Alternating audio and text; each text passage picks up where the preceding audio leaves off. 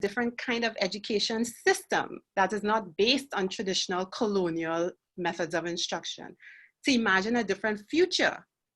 But instead of being forward-looking, our leaders are backward-looking. How can we get back to how it used to be? How can we get workers back to work? How can we get students back to school? How can we get back to normal? Back, everything is back.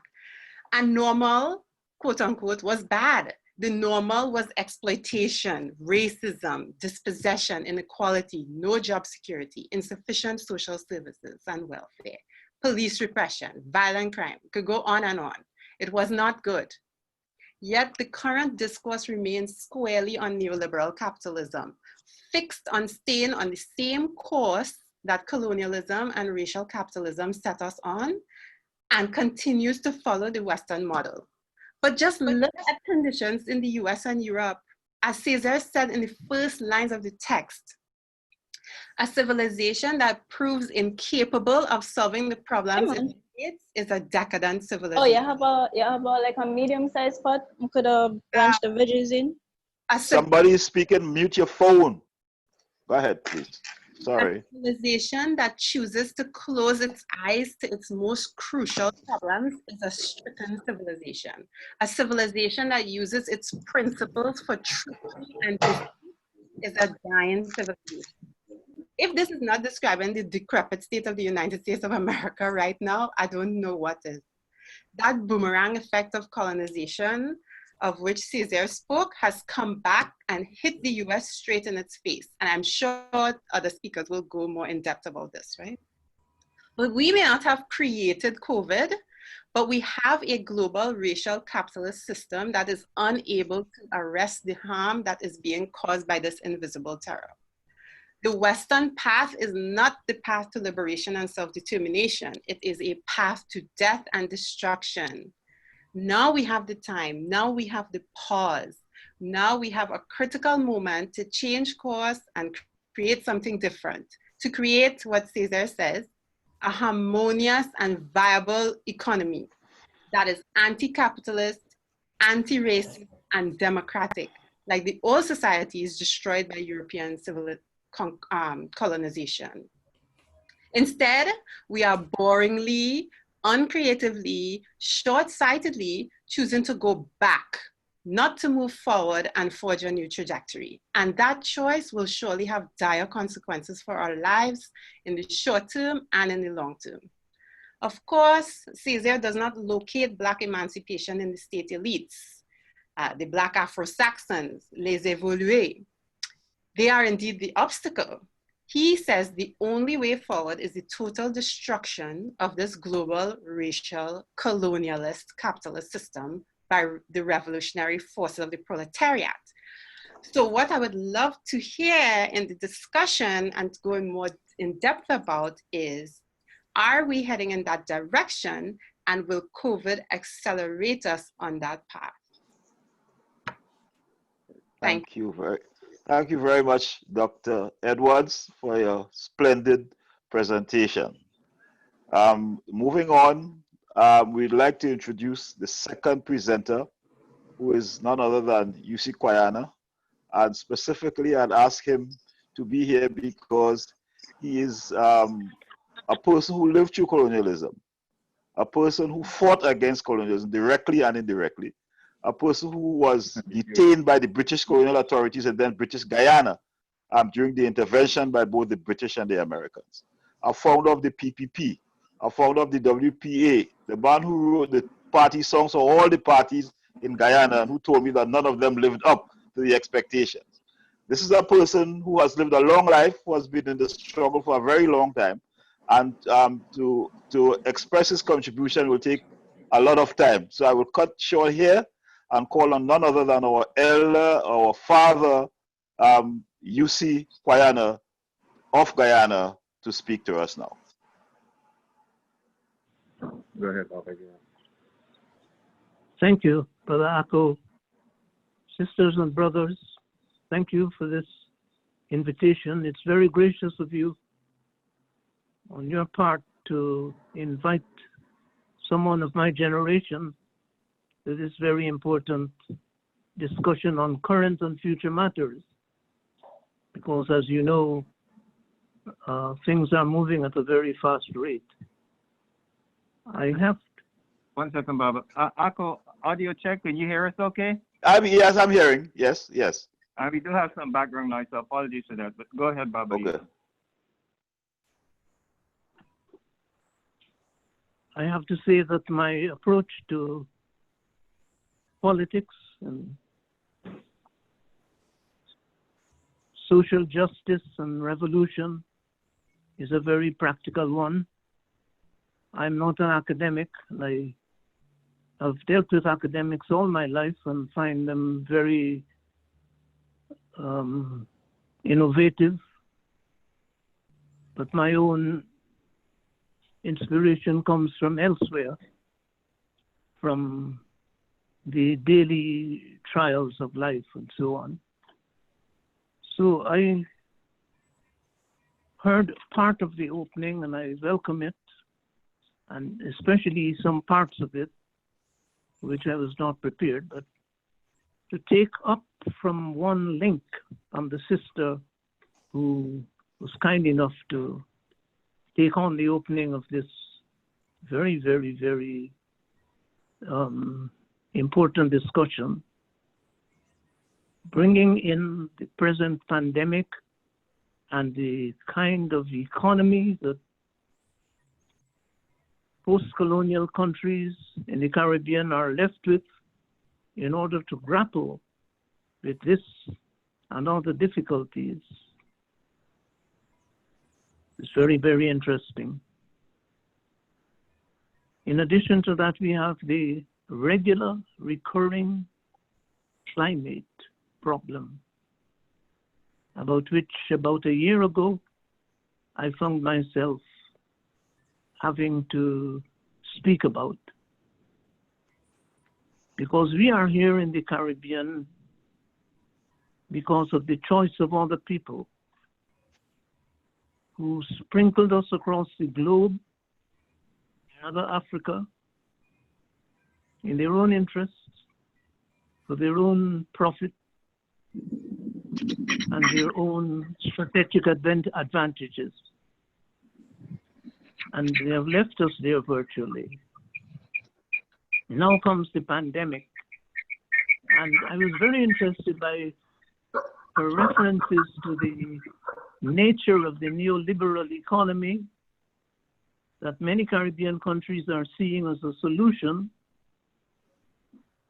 And one cannot blame them because we are petty countries, we are little economies, we are specks. The first time I went to Africa in 1965, I began to write a manuscript called Africa and the West Indies.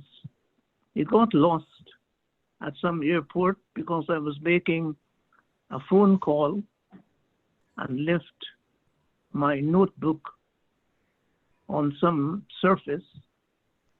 But what struck me at the time was that both Africa and the Caribbean were a number of mini states that had been occupied or separated from one another. In our case in the Caribbean, it lasts large expanses of water between and left to our own resources. Having therefore to do many jobs, many historical functions at the same time in order to arrive at some kind of comparative existence of that enjoyed by the so-called developed countries. I usually used to say economically developed countries because they're very often not too developed in other ways. I have been thinking about this myself recently regarding the epidemic, and my own impression is when you look at the lockdown, which all the medical authorities were advising, and the late period at which it was imposed in many of these states in the United States of America, where I happen to be now. And I've heard the references to what is happening in the Caribbean. In many cases, much more wisdom has been exercised there. But then before the benefits of the lockdown were fully realized, came all this agitation for so-called liberation of the market, of the cities, of getting back to business as usual, and the inevitable and well predicted by the experts spiraling in the growth of the cases. And I'm talking about the United States of America, where large numbers of people live at subhuman levels of existence compared to others.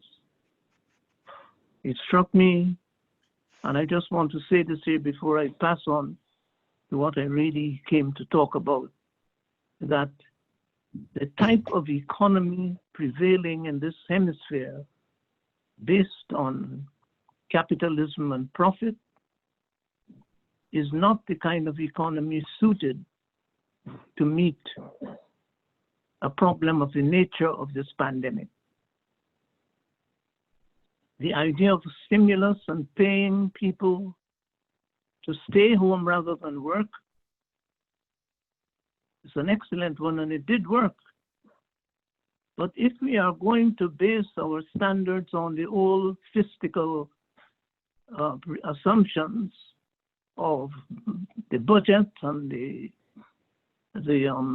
fiscal and the banking system, it is not going to work. This is not the kind of economy that can sustain human life in a disaster. And these economies, if they want to survive, will have to borrow more and more from the centralized types of economies that have prevailed here and there for periods of time in various parts of the world, for example, in Eastern Europe, in China, and to some extent in Cuba. But this is not where their head is. They are bankers, they are profit makers, they are out to see the bottom line prosper at the expense of human life. And that is something our generation has got to face wherever we are, wherever we live. It is worldwide now. It is a confrontation, it's a tension between survival and enrichment by those who want to get rich. It was of some comfort to me in preparing for this discussion to stumble upon some information which was at the back of my head, but with a very poor vision which has assaulted me for the last year or so.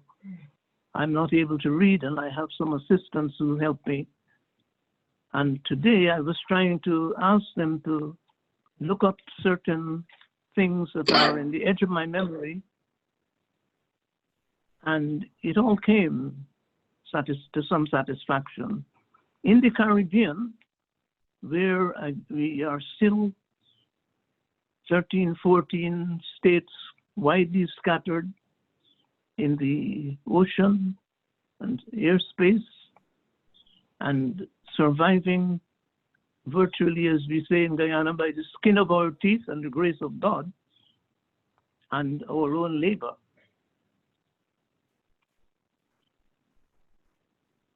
I found that federation was not, as we in Guyana had been led to believe, merely a strategy of the ruling class of England.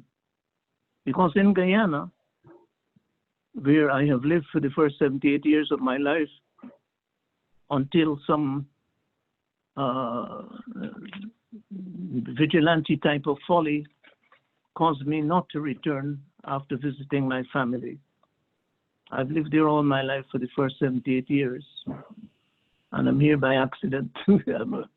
I'm a resident, not a citizen of this blessed land. Now,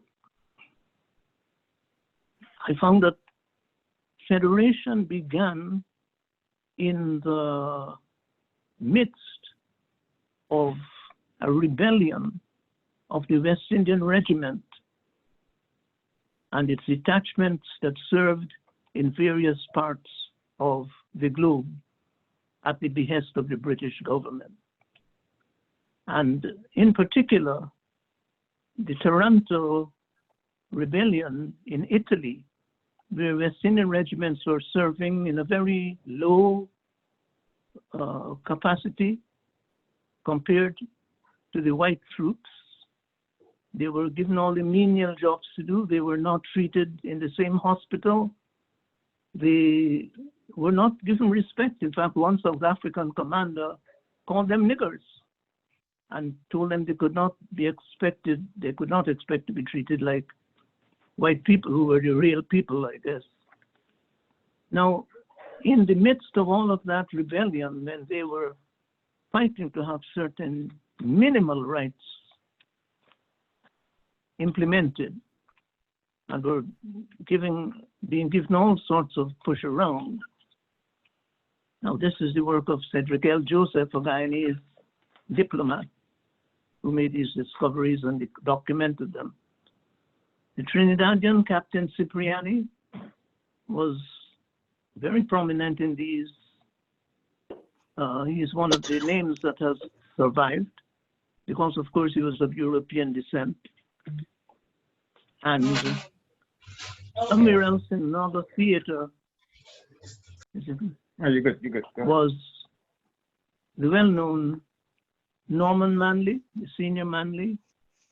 But Manley, who was a well-educated man, was a sergeant, and Cipriani was a captain, a person of European descent. And they were among those who established at that time something called the Caribbean League. The Caribbean League. They didn't call it the West Indian League, but the Caribbean League, and that's important because it means that they had in mind things like Haiti, which had broken the back of the old colonialism, as we all know, and suffered for it. Captain Cipriani and Mr. Manley and others, they established the Caribbean League, and it was seen almost as a treasonable force. But one of their purposes was the unity of the Caribbean.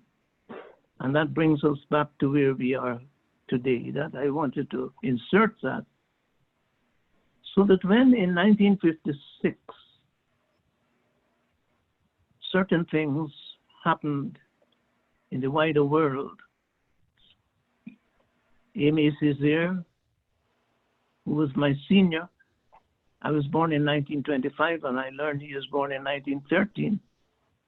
But he's a name that I always knew, although I knew very little of what he had argued, since the Caribbean was very balkanized. French was French and Spanish was Spanish and English was English and Dutch was Dutch. And we were apart from one another, except from when we broke the bonds and penetrated. Aime Cesaire in 1956 broke with the French Communist Party of which he was a part because of the Soviet invasion of Hungary.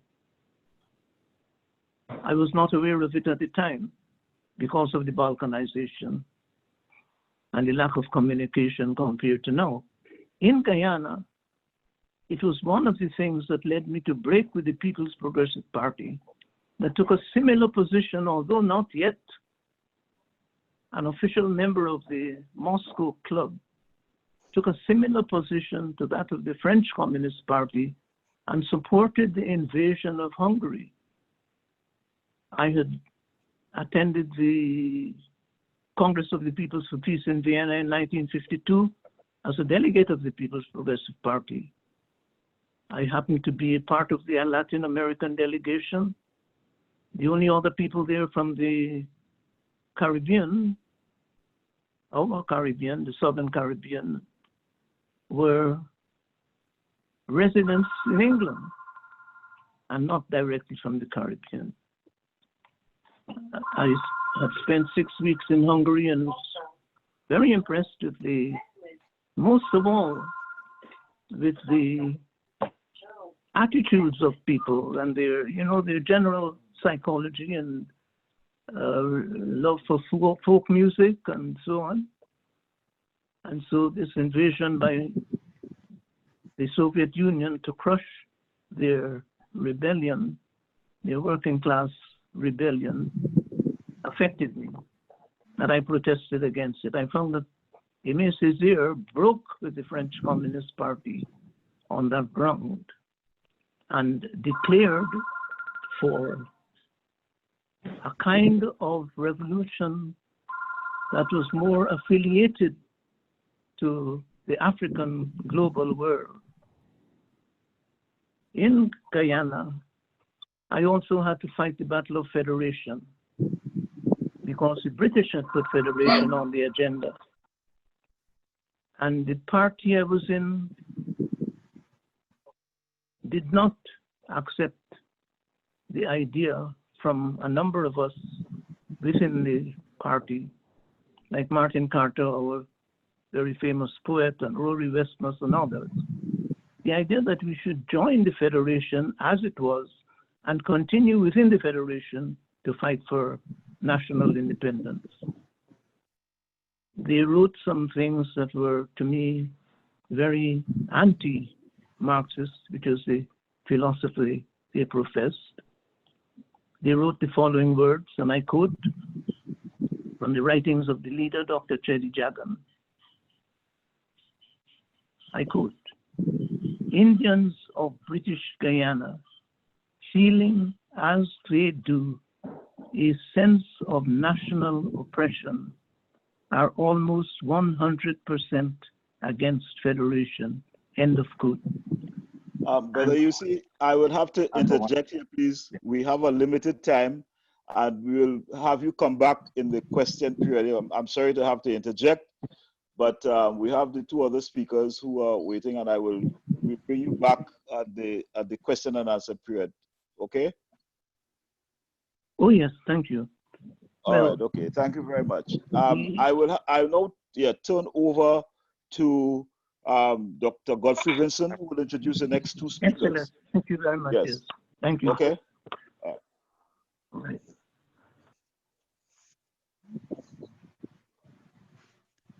Dr. Vincent.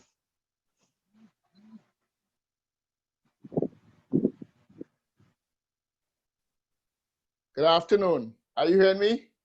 Yes, yes. All right. Our next speaker will be Dr. Jimmeh, who is the Assistant Dean for Administration at the College of Arts and Sciences at Tuskegee University. He's also a political scientist specializing in international relations. He's originally from Liberia. And like the last speaker, Dr. Jimmeh also lived through the period of colonialism, and he can address the issues that are pertinent to Liberia and some parts of West Africa. And now I introduce Dr. Jimmeh. Here, behind her. Okay, thank you. Am I on? Yeah. Thank you. Good afternoon or good evening, brothers. Can you hold 1 second, please? Somebody, please mute your mic. Your child is speaking on the microphone. Go ahead. Sorry. Very well. Thank you. As I said, good afternoon, brothers and sisters. Peace be unto each of you, all of you. Yes, I'm Jimmeh from Liberia. And the first speaker said, indeed, Cesaire's work is relevant, timely, of course, and it couldn't be more relevant in our trying times. But before I I proceed, I just want to really lay bare some of my biases and some assumptions before getting to the issue of colonialism and Liberia. And for me, the central question is how to build community, how to build community.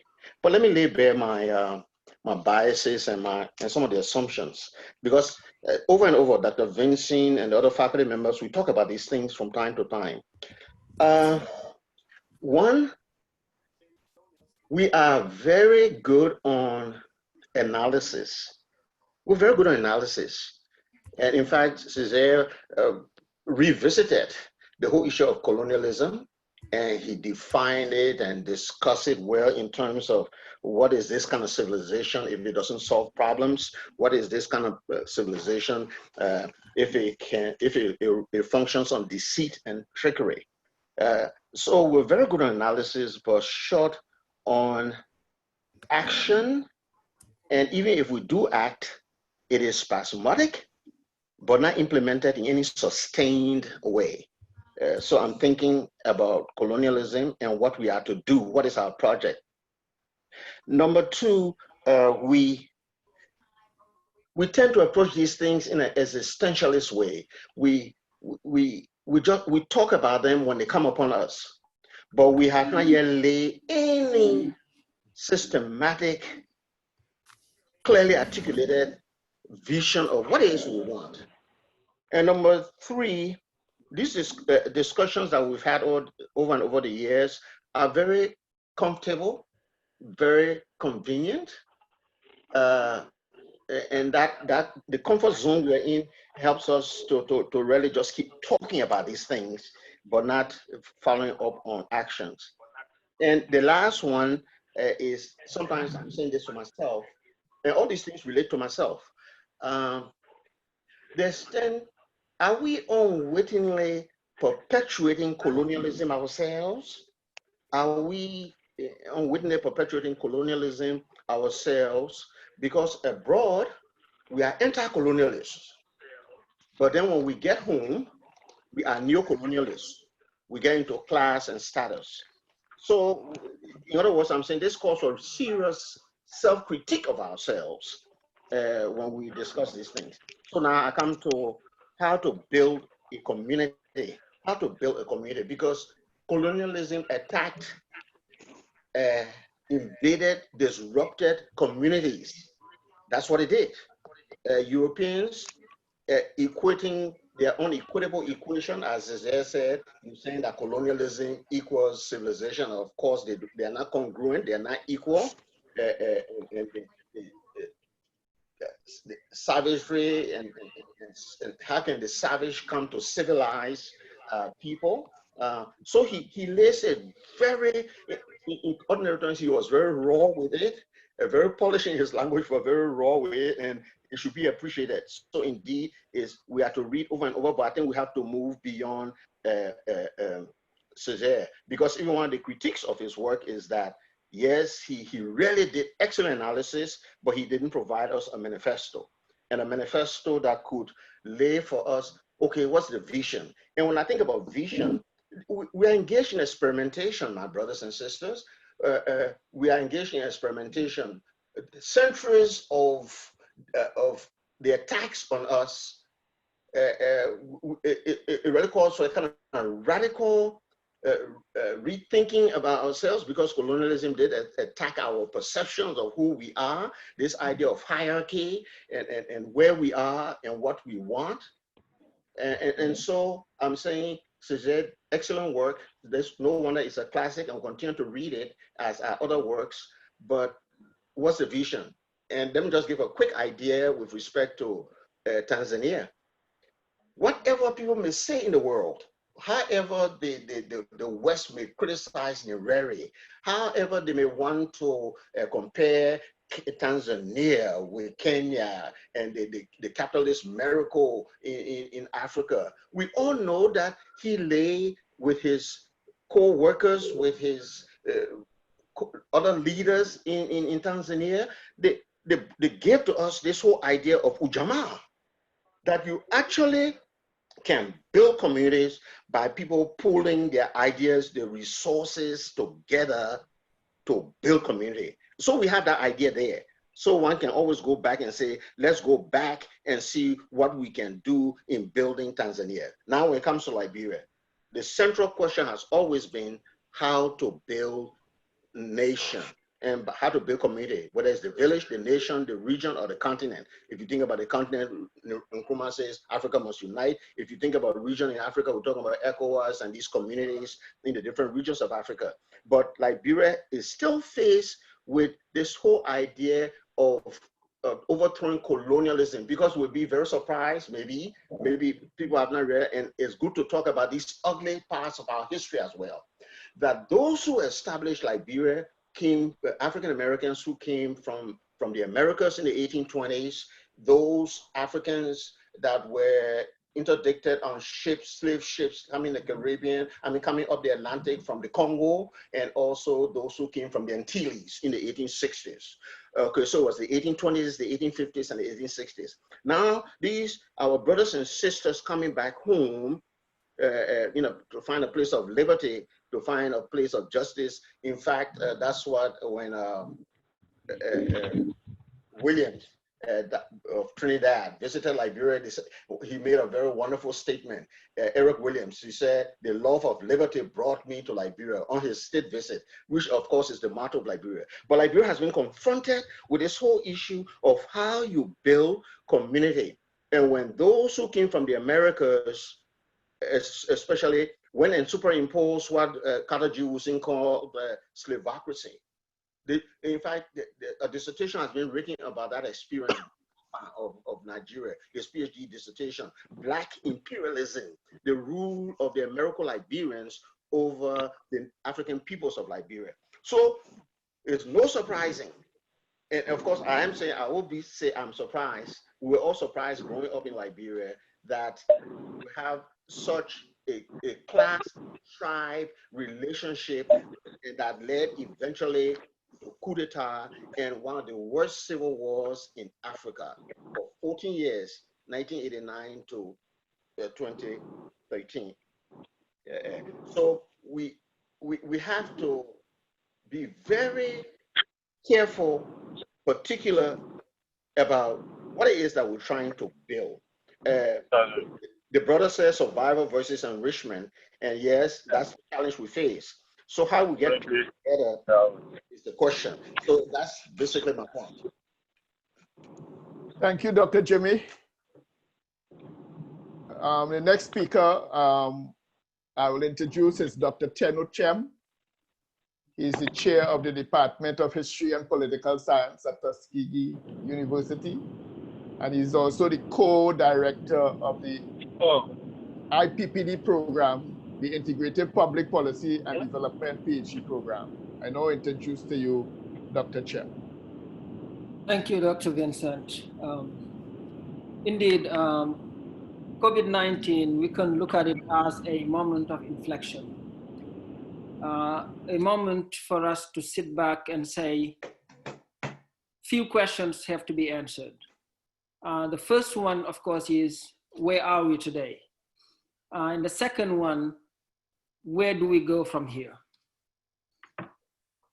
And then the third question is, what should be the focus? And for me, the focus at this moment, in respect and in light of my background, has to be Africa.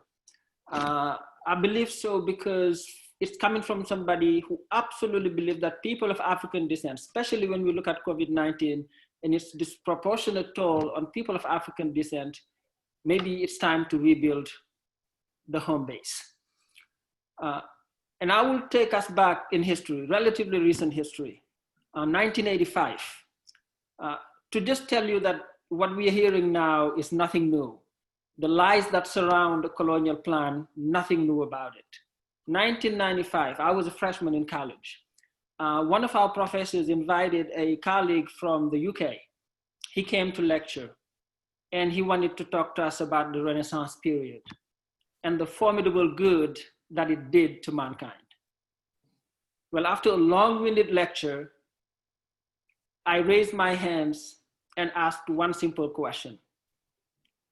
how do you reconcile the great amount of light that came out of that era and the even greater amount of darkness that was thrown upon the people whose civilization precedes that of those people who came to colonize? Well, you can imagine how the rest of the conversation went.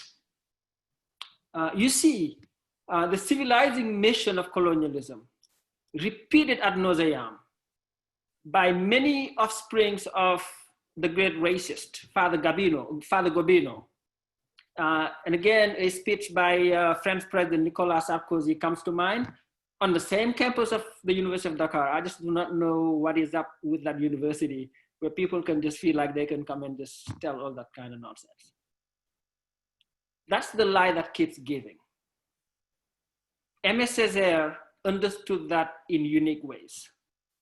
In Discourse sur le colonialisme, he writes, I will read it in French and then I will translate, I promise.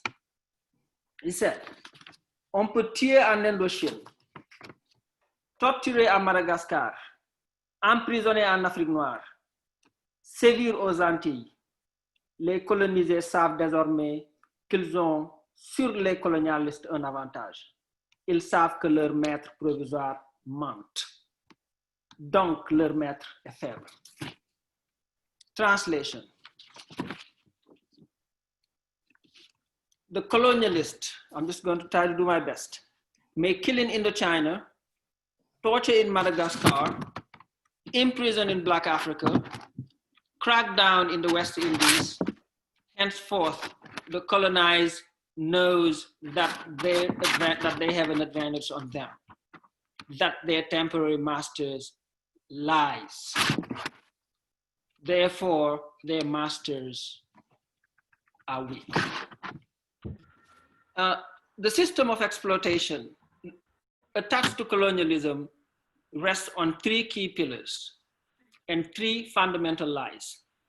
One is structured around economics, the other one is structured around politics, and the third one is structured around the education system. And all three lies are permeated by strong cultural components. Let's examine the economic components of colonialism and the lies that go with it. First of all, let's look at the figures to just measure the amount of exploitation that comes with it. As of today, July 12, 2020, $20 billion of African assets are being controlled by France as we speak. The most disturbing part is that those assets are subject to negative interest rate, which means Africa is paying for France to keep and work with African money. But this is nothing new. When France made its incursion to Africa, the first thing it made sure happened was that it created what I call closed economic systems, where Africa was only allowed to do business with France. Today, people are up in arms by the fact that the currency of 14 African countries, 8 in West Africa, 6 in Central Africa, is managed and controlled by France. France managing their wealth for them, treating them essentially like children. Parity vis-a-vis any currency is vis-a-vis the euro, and before then it was vis-a-vis the French CFA. Commerce is also only primarily vis-a-vis Europe. And this is where you come to such discrepancies, like you look at an economic trade zone like ECOWAS, the Economic Community of West African States, where inter-trade counts only for 10%, which is absolutely weak for any trading area. And the French presidents, they are aware of it. Because we all remember François Mitterrand with his outspokenness, who said essentially, France will have no history in the 21st century without Africa. And again, that's not a mistake. He didn't say any future. He said France will simply have no history in the 21st century without Africa. Jacques Chirac, most recently after him, made an astonishing mea culpa, saying that France's wealth is simply based on the exploitation of the African continent. that the future of France is tied to Africa. Today, you go to Africa, there are more French multinational corporations, especially in the West, than African multinational corporation or any other multinational corporation for that matter. Names such as Arriva, Total, Elf, Bouygues, Bolloré, Lagardère, Eiffage, Auchan, I could just keep on going on and on and on and on to tell you that despite the civilizing mission which the current French president spoke about, that Africa's problem really is civilizational. And before him, you remember Sarkozy said, the problem with Africa is that it hasn't sufficiently entered history yet. Besides, next to all that nonsense talk, the real fundamental motivating factor for colonialism is of course economic, and we know it. Le Code Noir, for those people who live actually in Haiti, it wasn't just designed for Haiti, it was designed to control the slave. And that system is actually in effect as we speak. The second leg, political, it is structured around what I call the destruction of old political and cultural structures. And the purpose is to make sure that trust among us, trust in ourselves is taken away, so that we believe that our political decision-making has to go through France. And this is why today, literally for some African president, you just need to watch them to understand what decision they're going to be taking tomorrow, to see what decision was taken yesterday by French presidents. And furthermore, in a more even blatant way, our presidents are picked by France. A system designed where compliance is rewarded and resistance is met with sabotage and murder. Again, examples, we can quote many, many examples. The example of Cameroon is here. Let's begin by, let's go back to the independence period to the modern times. In Cameroon, Félix Moumié, we all remember him, the most prominent anti-colonialist leader who would be assassinated shortly after his declaration in Geneva in 1960 by an agent of the French secret services with thallium, poisoned essentially his drink. Thomas Sankara of Burkina Faso also would be murdered in 1997 after he vigorously fought an Africa free of corruption and external economic and political domination. 1963, Sylvanus Olympio of Togo, he would be met with the same fate 3 days after he cut ties with France and decides to create a national currency for his country. In Mali, next to Senegal, Modibo Keita, champion of economic independence and a common currency for Africa, would be removed from office on November 19, 1968. He would later die in prison from poisoning also on May 16, 1977. We go to Chad. President Francois Ngata Tombalbaye, an African economic independence champion who first would be deposed, then assassinated. We remember 2011 of recent memory, Muammar Gaddafi, the architect of the Declaration of Search, and also who played a major role in the emergence of the African Union. Despite the failings of the African Union, we know what the rest is. A campaign led by French President Sarkozy, who managed to embark both the UK and the US and other powers into it, managed to murder Gaddafi, whose allegiance to Africa was known to all. In Gabon, we go back again through history. 1964, we remember Léon Ba, who was literally handpicked by France. And what happened in 1964? He would be the victim of a coup d'etat. What does France do? France goes into the forest, picks him back up, brings him back to the National Palace, and puts him up as the president again to show who calls the shots. And again, in the most disturbing way even, when France realized that his health was declining, what did they do? They picked his successor, ordered him to revise the constitution, to create a new position called the vice presidency, pick their own man, put him in post, and then a few years later, that man will replace him as the president. That guy, we know him today as President Omar Bongo, whose son is also basically working for the French. In Guinea, Now let's look at a little bit of rebellion. Sekou Touré, we remember when de Gaulle went to West Africa, saying anybody who wants independence, let them take it now. Guinea had the courage to be the first Francophone African country to get up and say, we want independence. We would rather live free and poor than rich and in servitude. The rest we know it.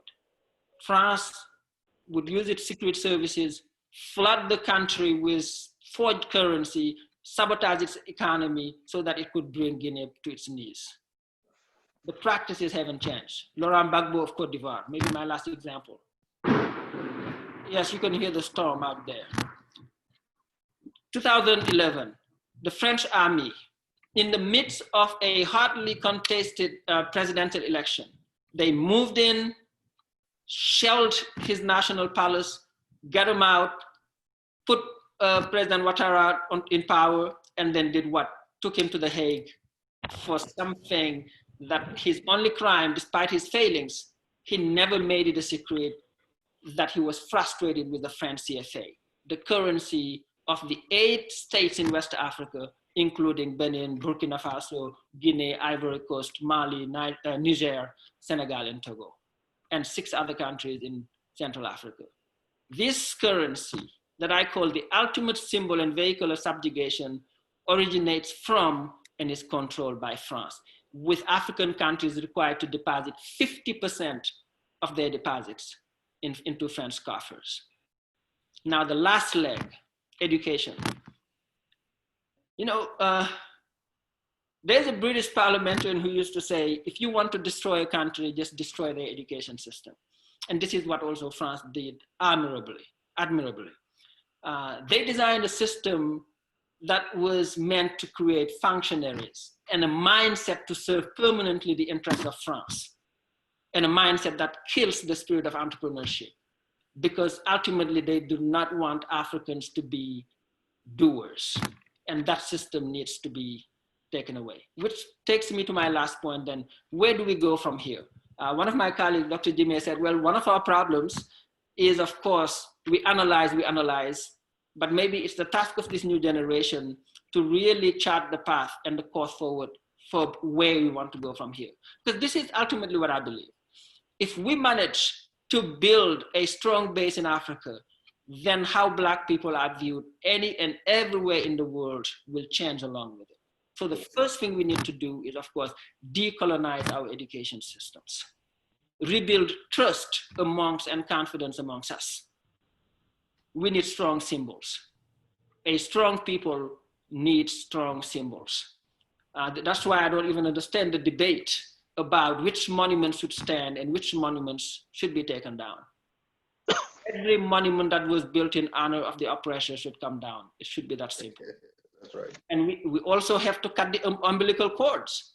I mean, I'm taking the example of a mother and a child. How does the child grow if the umbilical cord is still attached? So the task for Africa could not be any clearer. As long as we stand separate, we'll be picked apart easily. Hence, again, the renewed need for a continental constitutional framework that will break away from the past. A constitutional framework that would establish a single government for Africa, a single army for Africa, and most importantly, a single economy for Africa. Because breaking from a past of servitude is less a case of taking a position against anyone, but it is about taking a stand for Africa. This will be the struggle for our second independence. And that struggle for the second independence may not be as spectacular and as dramatic as the first one, which led to the decolonization of the continent, which was the political fight. In this sense, the sense of moral clarity which permeated the first may not be as apparent in the second, but it is no less important. But this one is no less important than the first one. So the fight for Africa's development and security will either consecrate or abolish Africa's first fight for political independence. Of course, this challenge is formidable. Of course, many people are asking, is Africa up to it? Looking at the young people now who are declaring their bold love for the continent, their bold belief for the continent. I believe the canon is ready. Because after all, Africa will speak with one voice, or it will not. Thank you once again. Thank you, Dr. Chen. So we now open the floor for further discussion. Let me call, I know a few people. Let me begin with my comrade Kasala Kamara. I know you have some questions. Will you want to start the ball rolling, Kamara?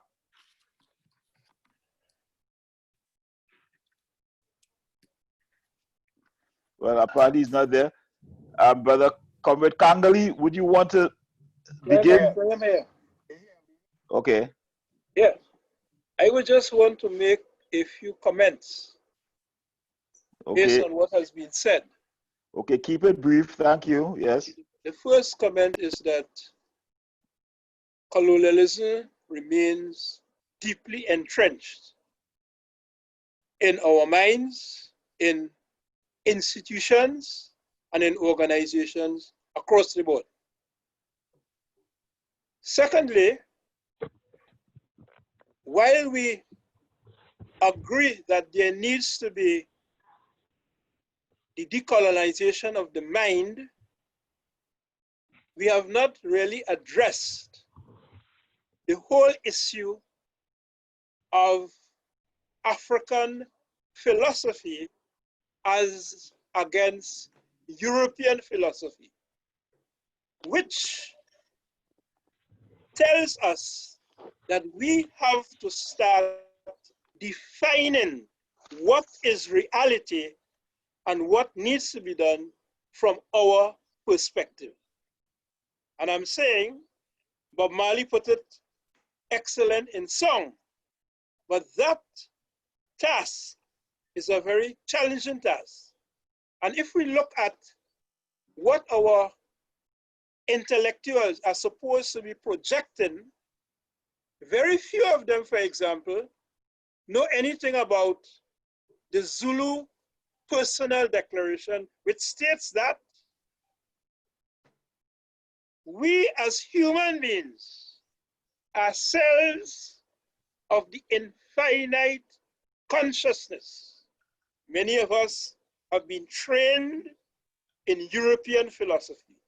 So I'm saying there needs first to be a very serious intellectual and philosophical revolution in our minds. And that will represent a true beginning of this decolonization process. And we need to understand it because too many of our leaders are Eurocentric in essence in terms of their thinking. Thank you. Thank you. Anybody else? Anybody would like to respond to that? Dr. Thiam, would you want to respond or to what he just said there about the philosophical issue? Absolutely. Well, it was correctly laid out, and I think we're speaking the same language, because when I think of the educational structure of colonialism, I'm essentially thinking of all of the variables that go into it. That's philosophy, that's math, that's science, that's arithmetics. Because, and again, we all know this, right? For every item right now, for every item worthy of knowledge, for every epistemological item, there is what I call the Greek corner. How do we have that when we are the ones who train the Greeks? We train them in philosophy, yet for our philosophers, the reference have to be Europe. Without us, there would be no Thales, no Pythagoras. And yet for arithmetics, we need to go back to Europe. Absolutely. So we could not agree more. We need to decolonize. Yep. Can I have a warning? Yes, who is it? Brother Kimani? Yes, go ahead, Brother Kimani, yes. I'm tempted to respond first with a general observation, which is that we need to consciously update Aime Cesaire. And in a way, that's what we're talking about now, about African philosophy. Cesaire said that one of the things colonialism did was to destroy our concept of ourselves. And let me just say that Number one, it's not only imagination, and I'm responding to our first presenter. It's not only imagination we need to use to free ourselves from colonialism. It's very important that we also reattach ourselves to our social history, which means retaking that social history and living it. And in a way, that's what we're discussing now. When we talk about understanding African philosophy, and let me insist that that work has already started. And there are lots of African people, a growing number of African people, who are doing philosophy, who are doing economics, who are doing many things on the ground to break out of colonialism. And I believe that one of the things we need to do is to get in touch with what's happening, appreciate what's happening. I'm not accusing anybody here of not appreciating, but I think in our efforts to articulate ourselves in opposition to colonialism, we need to deliberately look at what our people are doing on the ground. My last reference is this. The last presenter mentioned Thomas Sankara. Well, Sankara is an ancient Egyptian name. Sankara actually means to make life the soul of the sun god Ra. It's pure ancient Egyptian, and I mention this because there are lots of ancient Egyptian names masquerading in plain sight. In African, it's diaspora, and most of us don't know. And it's not only name, they're ways of being. So when we articulate the Zulu philosophy, for example, that's plainly consistent with what our ancestors were saying thousands of years ago, the first philosophers we know about. So there is a very, very important component of our resistance that we need to embrace very clearly, and that is recapturing our social history. I am there.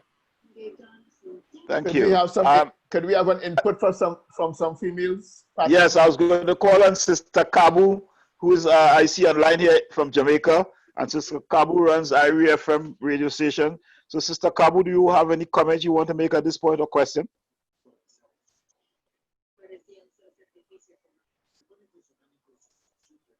Okay. I don't know. I'm seeing her online, but she's not. Sister Kabu?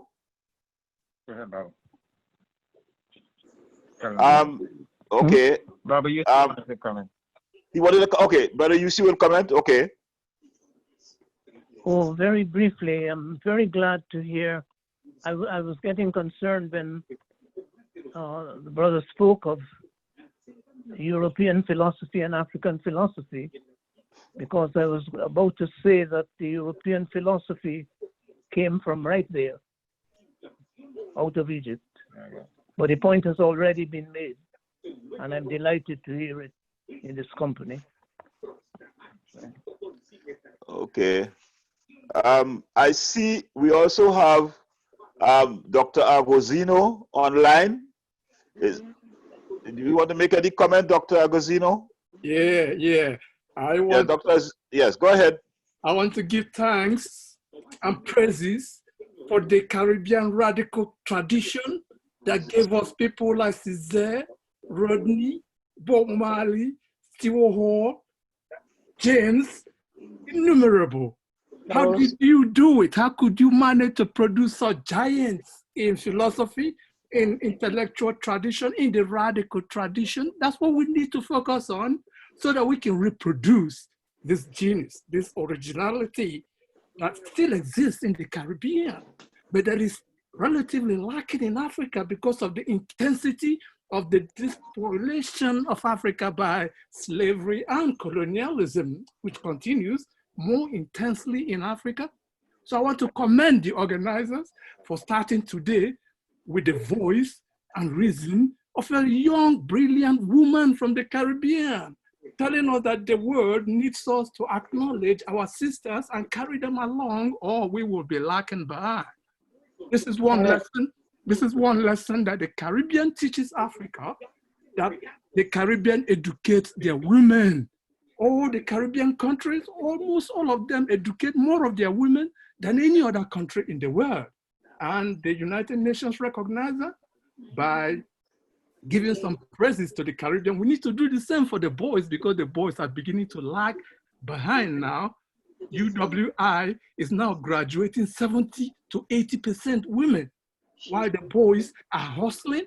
We need to find a way to encourage the boys to come along with the girls so that we can continue to have these giants emerge from the Caribbean for the good of the Pan-African world.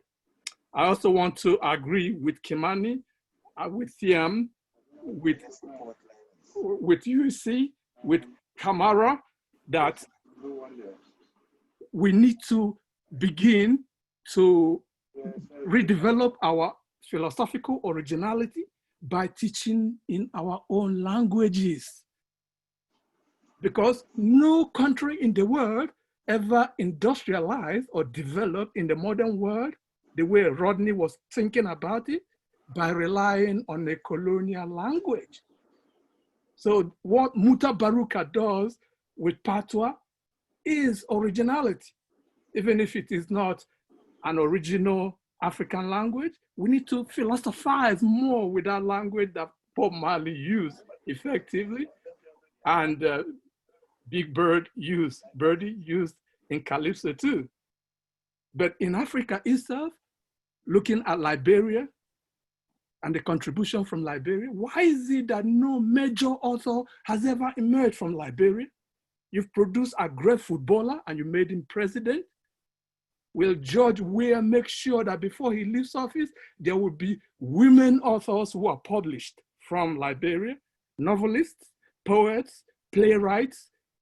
This is important, because knowledge production is where the power lies today in terms of our struggle for decolonization. We need to develop our knowledge. A lot of it is there, the talent is there, but we're not developing it because we're relying exclusively on the language of the colonizers. Can we teach STEM subjects in our languages across Africa? All those 2,000 languages should be developing teaching in maths, in physics, in chemistry, in biology, the same way that ancient Kemet did it in original African languages.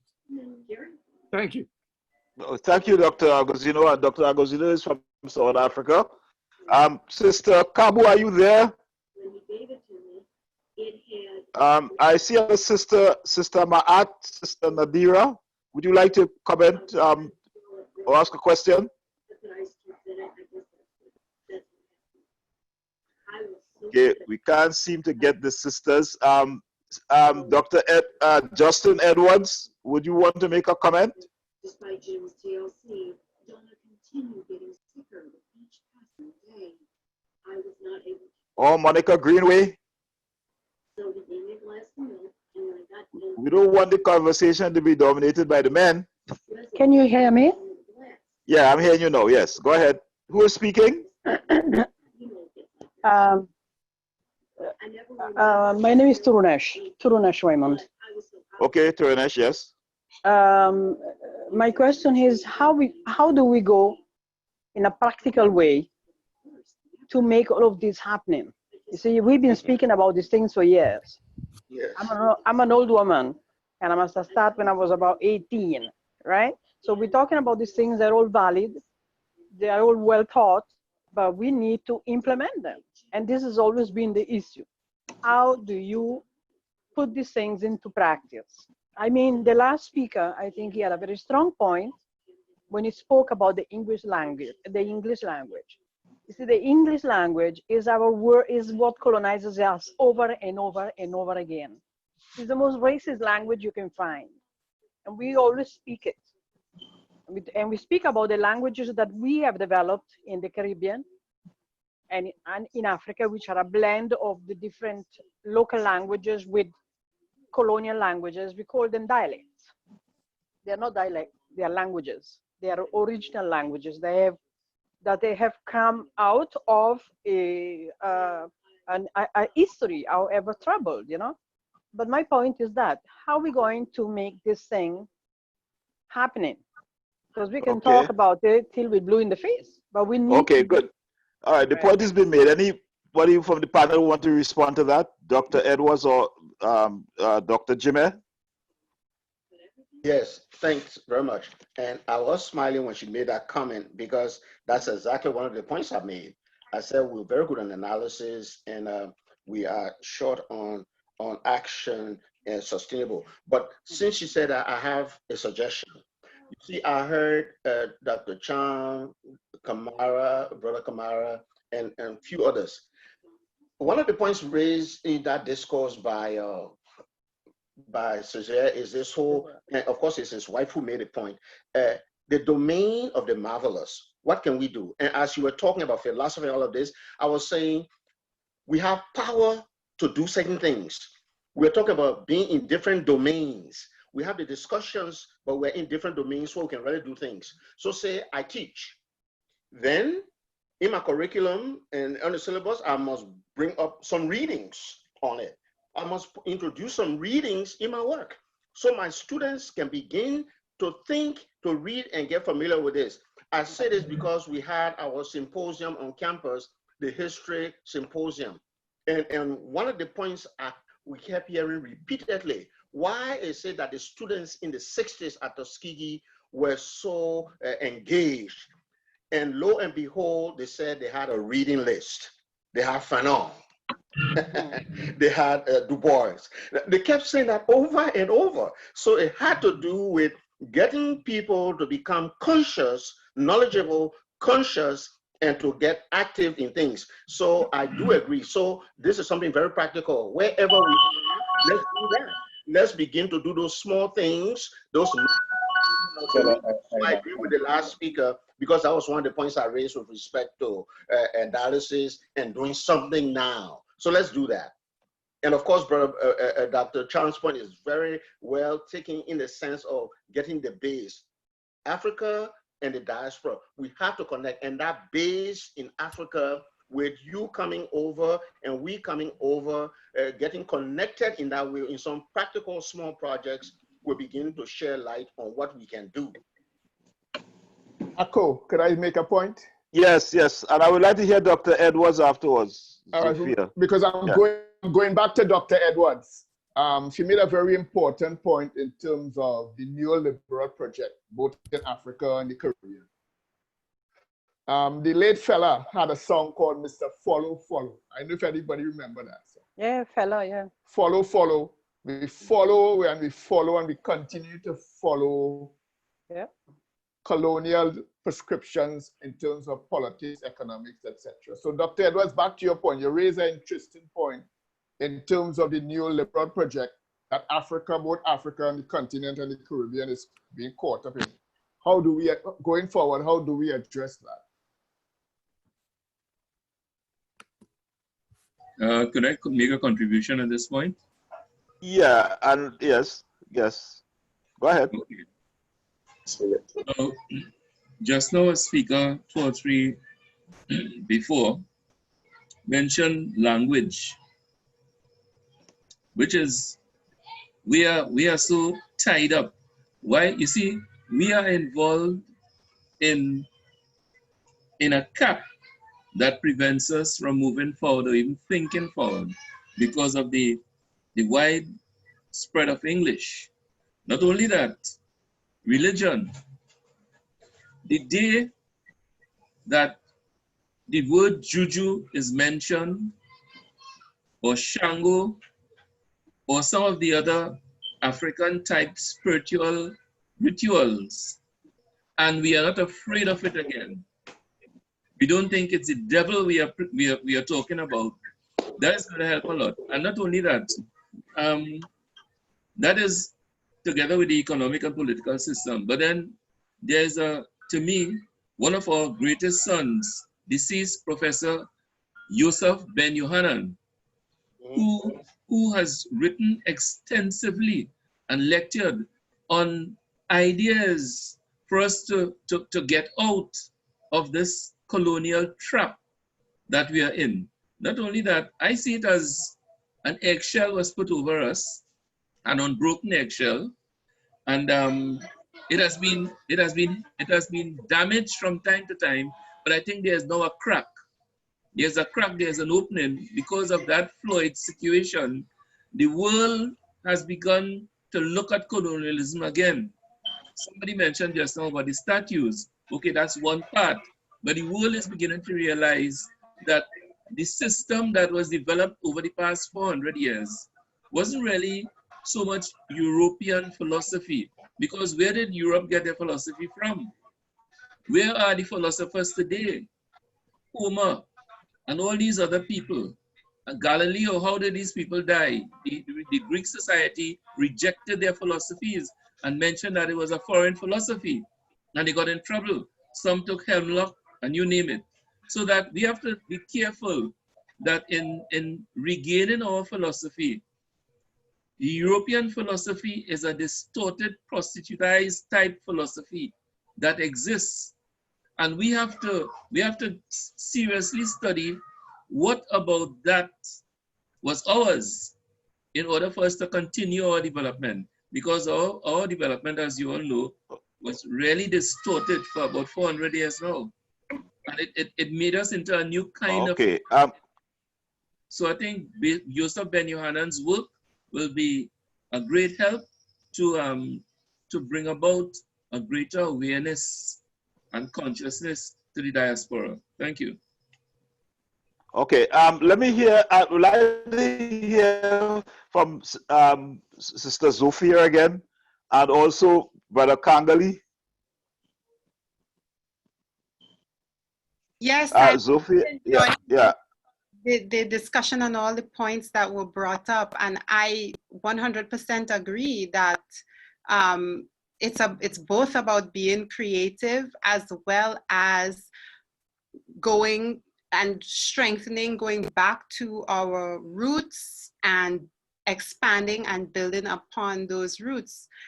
And I think, you know, to the question of what can we do or what is being done, I think the work is being done, right? There are people, there are organizations, there are groups that are doing this work currently. And I think it's very easy to get disenchanted or disillusioned because change is slow and resistance is great, especially as we see it in this moment, right? In this kind of global Black Lives Matter moment, we're seeing the resistance to change, but we are also seeing that people are doing the work. People are out there in the streets. They are risking their lives in the face of police brutality, but also in the face of COVID. So this double threat, and I think we should recognize that, honor that, and not minimize that, because they are out there doing the work. And for the rest of us who, for whatever reason, right, we cannot be out there and on the front lines, there's a role, right? If we are in education, there's a constant battle with educational institutions to decolonize the education system. And that work is ongoing, it's constant, it's persistent, and we just have to keep doing that and keep organizing. And I mean, we've been doing it all the time, as Cesaire was saying, that's what we have to do. It's just what we have to do. I seem to be having some problems. Are you finished, Dr. Edwards? Yeah, she's finished. Yeah. All right. I haven't heard from Jerry, and I think Jerry would have a unique perspective as a labor leader. So can we hear from Comrade Kangali, please? Yeah. I could hear me, right? Yeah. Yeah. I have one problem. Right through the discourse, I've been being bumped off and bumping back, and so I've missed a lot of what people actually said. So I didn't want to enter into any major part of the discussion, having lost so much of what the presenters were putting forward. But just two things. One, what can we do? What can we do? What can we do really is a question of power. And when I say power, it doesn't necessarily mean just the question of the power of the state. That's right. There's power in the community, there's power in the workplace, there's power in the classroom. And some of the presenters, Zophia just herself said that there are people who are there and will utilize the influence that they have and the power that they can exercise in their area of work to have that work going on. So that work will be going on. But what we have to recognize is that, well, it is in my view, that we are in a situation of historical transformation. We are going through a transitional period from the system that we know as capitalist imperialism towards something else that we don't know what it is going to be. And our duty in this period, because you are seeing everything is in flux, everything is sprung up in the air, and there's a lot of struggle taking place. Right across the planet, you are seeing the different struggles that are taking place, anti-racist struggles. We are seeing some deeply anti-capitalist struggles taking place, big class struggles all over the place. Our duty then in a situation like this, which we know is not going to end up how we knew it, and in the system in which we grew up in, we have to ensure that whatever is on the horizon that is being born, that Baba was talking about being an eggshell. Well, we are trying to break out of the eggshell, and a new world is being born. The question is, in whose interest is that new world going to operate? If it's going to operate in the interest of an exaggerated or emphasized repression, or if it is going to operate in the image and likeness of the masses of people. And our task, therefore, in this period is to try to ensure that whatever the struggles we are taking place in and going forward, that we are going to have to understand that it's a new world that is being born, and that world has to have the stamp, the image and the likeness of the masses of people, the workers, the peasants, the farmers, the ordinary people, the hustlers, the scrunters, right? That the new world has to bear and reflect their interests. Otherwise, we probably are going into a period of what some of the older philosophers would say, a period of barbarism, right?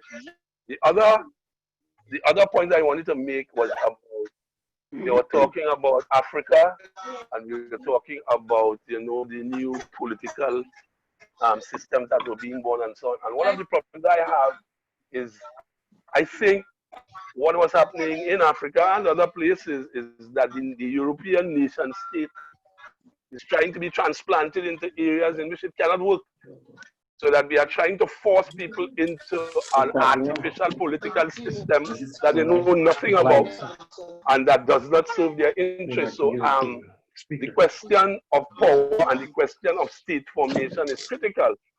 And is it that because in Europe this thing developed as the nation state that we see in Europe, people are of the opinion that this is our state is supposed to be, and it is not necessarily so.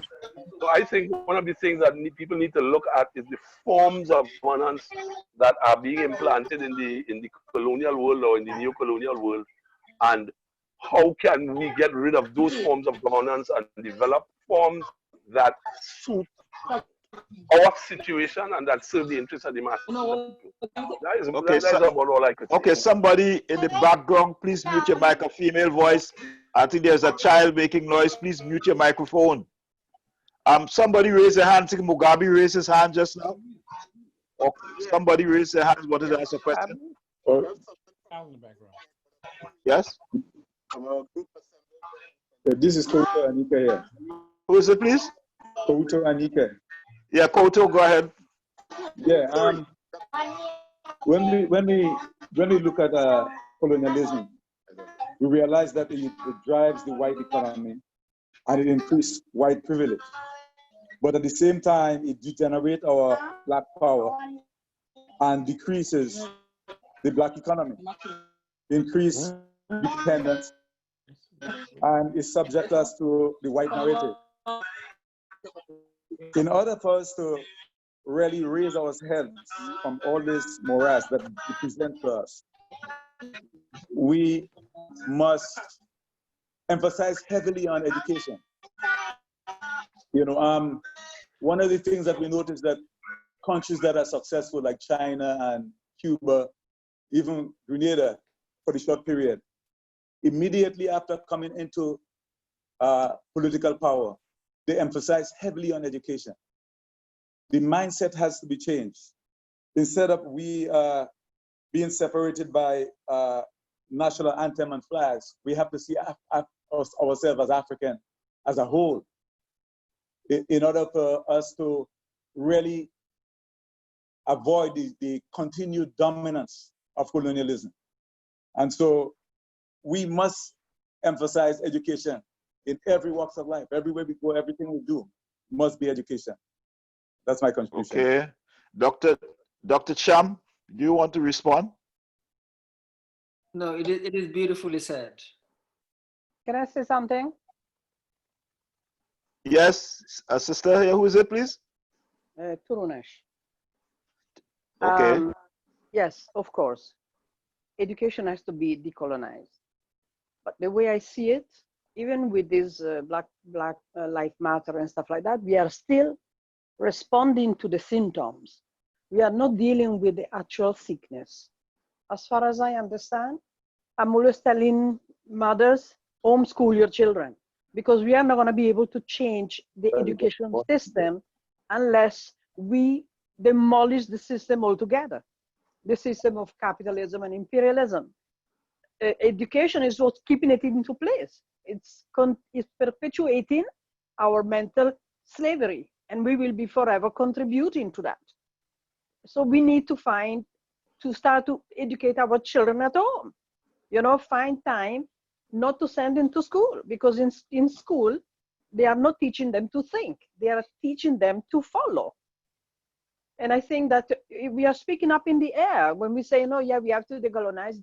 Yeah, we've been talking about this for years, but the point is we are not changing anything because we don't have the resources to perhaps build schools that will exclusively deal with that kind of education. I would like to hear some practicality. I mean, we've been there, you know, we've been there, done that. We need to respond to that. Yeah. Yes. Who is responding? Brother Kwame? Corey, okay. With regards to what Sister Thierno said and the speaker just before her, my comment and question is, what think tanks do we have? The issue of education is central in presenting the counter narrative, but it is imperative that there is some sort of a body, a think tank that produces knowledge sent out to present that counter narrative.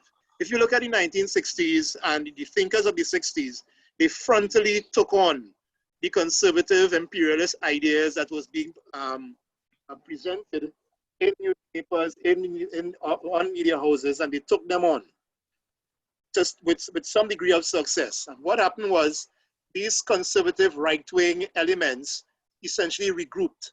And from the 70s and 80s, you began to see an explosion of think tanks and seminars that produced a body of knowledge geared towards the furtherance of neoliberal capitalism in all its various forms. What do we have to present as a counter to that? And if not, how best do we synthesize what is already out there? Because there's for example, a website that recently started that I think it's based in Africa, I'm not sure, but it's geared towards writers and thinkers who are interested in writing for putting out ideas in an African-centered perspective. So I'm saying that let us look at the feasibility of think tanks, or a think tank that synthesizes all of these ideas and arguments and frontally take on the predominant narrative that is already reasserting itself coming out of COVID and the protests that are taking place in the United States and across the globe. You're already seeing a resurgence of those neoliberal ideas co-opting the counter-narrative. So how do we counter that counter-narrative? Well, if I may, I think Jerry made an important point about power and not just necessarily state power. I think Dr. Jimmeh also made the point about doing something about the situation. So I don't know if those two want to respond and then somebody else could ask a question. Kamara would like to make Who is it, please? Kamara, Kasala Kamara. Oh, okay, all right, go ahead. Yeah. We want to fully agree with Jerry's input and to make the point that we have to create our own power bases. Yeah. And what we are doing right now represents a power base, because we have a discussion taking place among ourselves. The question is, how do we develop this? And I'm saying the technology that we now have gives us that advantage, because we are conducting an international conference utilizing modern information and communication technology. So we are conducting a very important discussion without having to travel thousands of miles in a conference. And I'm saying it is a question of how we take this start and build on it and then extend it globally. So I agree with Jerry, but I'm saying we also have the power to create our own power bases. Thank you. Yeah. Can I respond? Who is this? Godfrey. Okay, and then Darren wants to respond. Darren White, right? I see has a. So yeah, Godfrey and yeah, go ahead. Sorry. Well, I agree with Jerry and Kasala. I agree with Dr. Jimmeh, Dr. Thiam, and the rest. We take it for granted, or we assume there's an assumption that there's no counter narrative to the European narrative or the colonial narrative or to the neoliberal narrative, because we are looking for something to fall from the sky. But there are things on the ground as we speak where people are already countering those things. I mean, in universities, there's discussion, for instance, at Tuskegee. In our department, we have something going called Under the Baobab Tree, where we have these discussions. So we try to broaden it not only to the university, but we broaden it to the community. There is ASWAD, there's a SALA, and there are many other organizations out there that are producing knowledge. In the midst of this Black Lives Matter, we are seeing where young people are engaging in challenging the dominant narratives of imperialism and colonialism, and there's a lot of pushback. So I think we have to clear our minds of the large, grand thing, and to Jerry's point, look at where we are and build power from the local. Okay. I know Darren wants to speak, but I would want to hear, we haven't heard from Dr. Thiam in a while. Yeah. And of course, the answer is not going to be a pretty one. Yes, we have to build our economic base, but we also have, and especially I'm talking to the younger brothers and sisters on this call, we need to be politically engaged.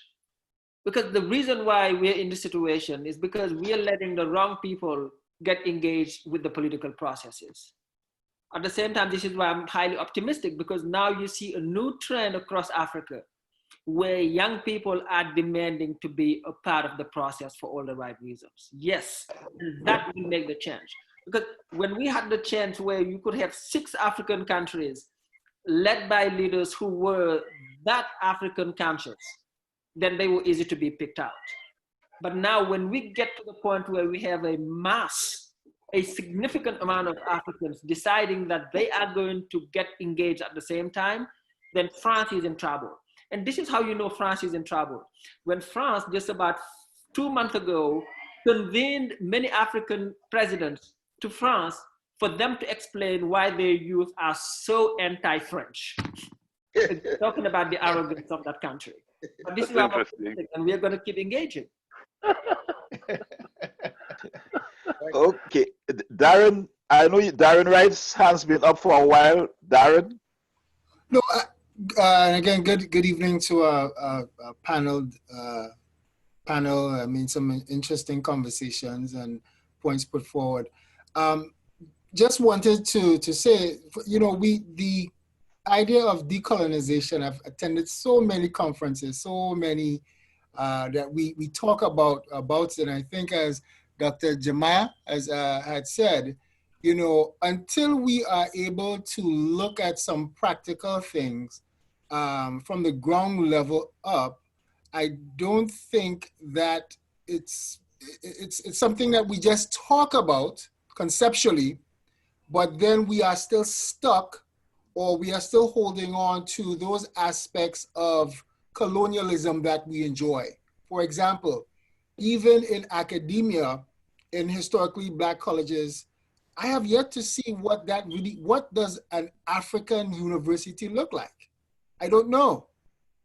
I see Black people in universities engaging in scholarship, still engaging in some of the behaviors and practices, such as you have to produce this amount of scholarly articles. If it is not produced in this journal, then it is not scholarly. So we ourselves, while we talk about decolonization, we have not had the moral courage to create a new path to show something differently. It has not been something intentional, I would say. It's been a lot of discussion around it. And we have these hodgepodges ideas about what it means, but we haven't been intentional. That's my only point. Okay, anybody want to respond? Can I just jump in there? Yes. Because I think a part of this frustration of, you know, the ideas around decolonizing and talking about decolonizing, but not really being able to bring it into fruition, is because at the end of the day, what we want to liberate our minds from is essentially tied also to the political economy, right? The economy. Why is it that people are going through the traditional education system now? It's because at the end of that, they want to get a job and they want to get paid and they have to get an income. So if we want to decolonize our minds in mass, we need a different system that doesn't tie our education to getting a job or to income, right? To the ability to be able to eat. And so while I definitely agree that homeschooling is a different option, building our own schools, right, is a different option. It works when we have a different economy as well. So I just want to add that point. Okay, Dr. Jimmeh? Yes. Oh, yeah. I know you've been waiting, yeah. Okay, no, thank you. Yes. Both professors have made a point, and I'm saying it doesn't have to be, my point basically is that it doesn't have to be on a superstructure.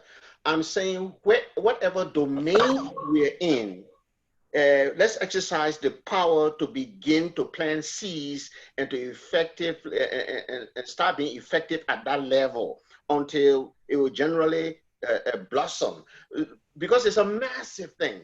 And we'll be overwhelmed, as she said, we'll get frustrated.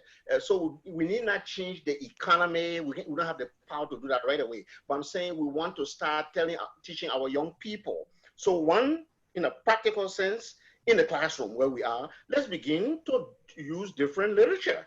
Let's begin to do that work at that level. Number two, all the societies we're in, all the communities we're in, let's identify the civic groups that are on the ground. And in fact, my mind went to Rodney when he said groundings with my brothers.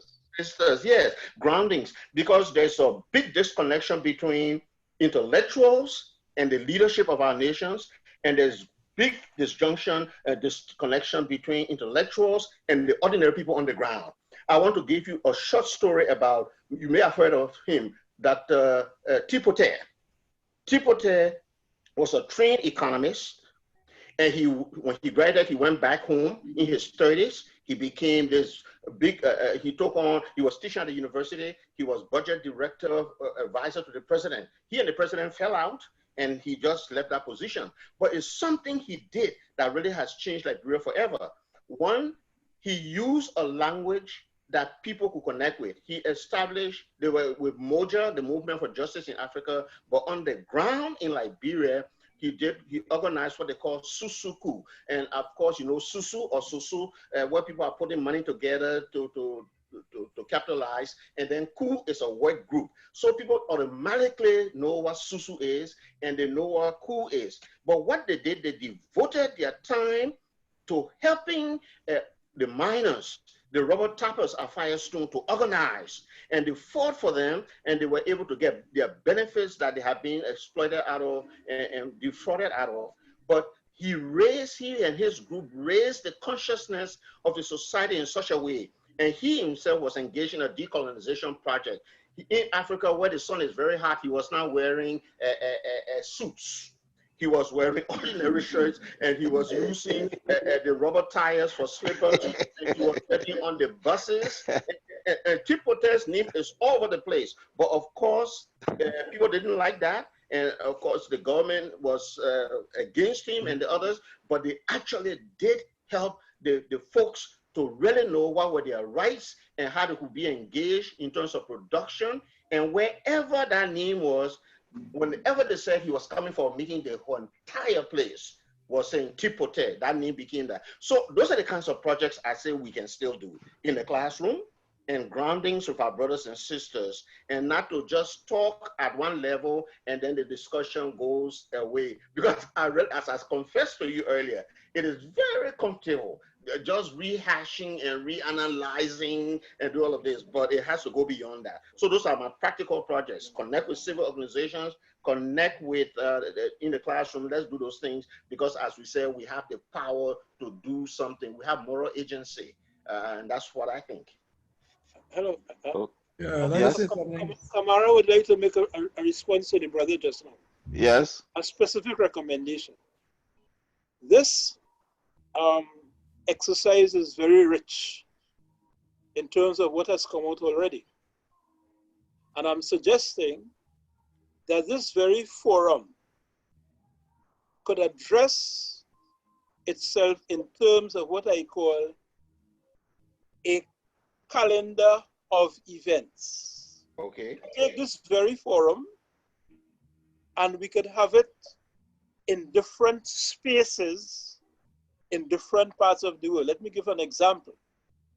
We could have a space, for example, like a steel pan yard where you have a lot of community activity, but on, for example, Emancipation Day. And we could choose other dates during the year where this forum here could continue with an audience from the community, and the techies could assist us in how we could project this into the community, whether it is in Liberia, whether it is what have you. So you take this forum here and you place it in different spaces. The space, for example, maybe some cultural club or something. That is my recommendation. Mm-hmm.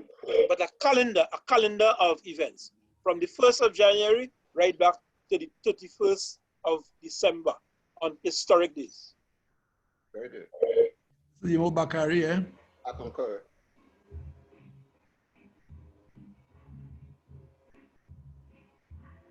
I would like to ask a question. So to the panelists, there was a lot of discussion about the state and the state's involvement in basically the progression and decolonization of the Caribbean and Africa and other parts of the world as well. My question is this: in the past, and I'm Trinidadian, so in the past, we've had leaders to look up to. So we had like CLR James and stuff like this. And a lot of them basically pushed for urgency in these particular areas. Now, in recent times, and I believe this also applies to other countries as well, we have, through democracy, put leaders in place that don't necessarily seek our interests. We've basically elected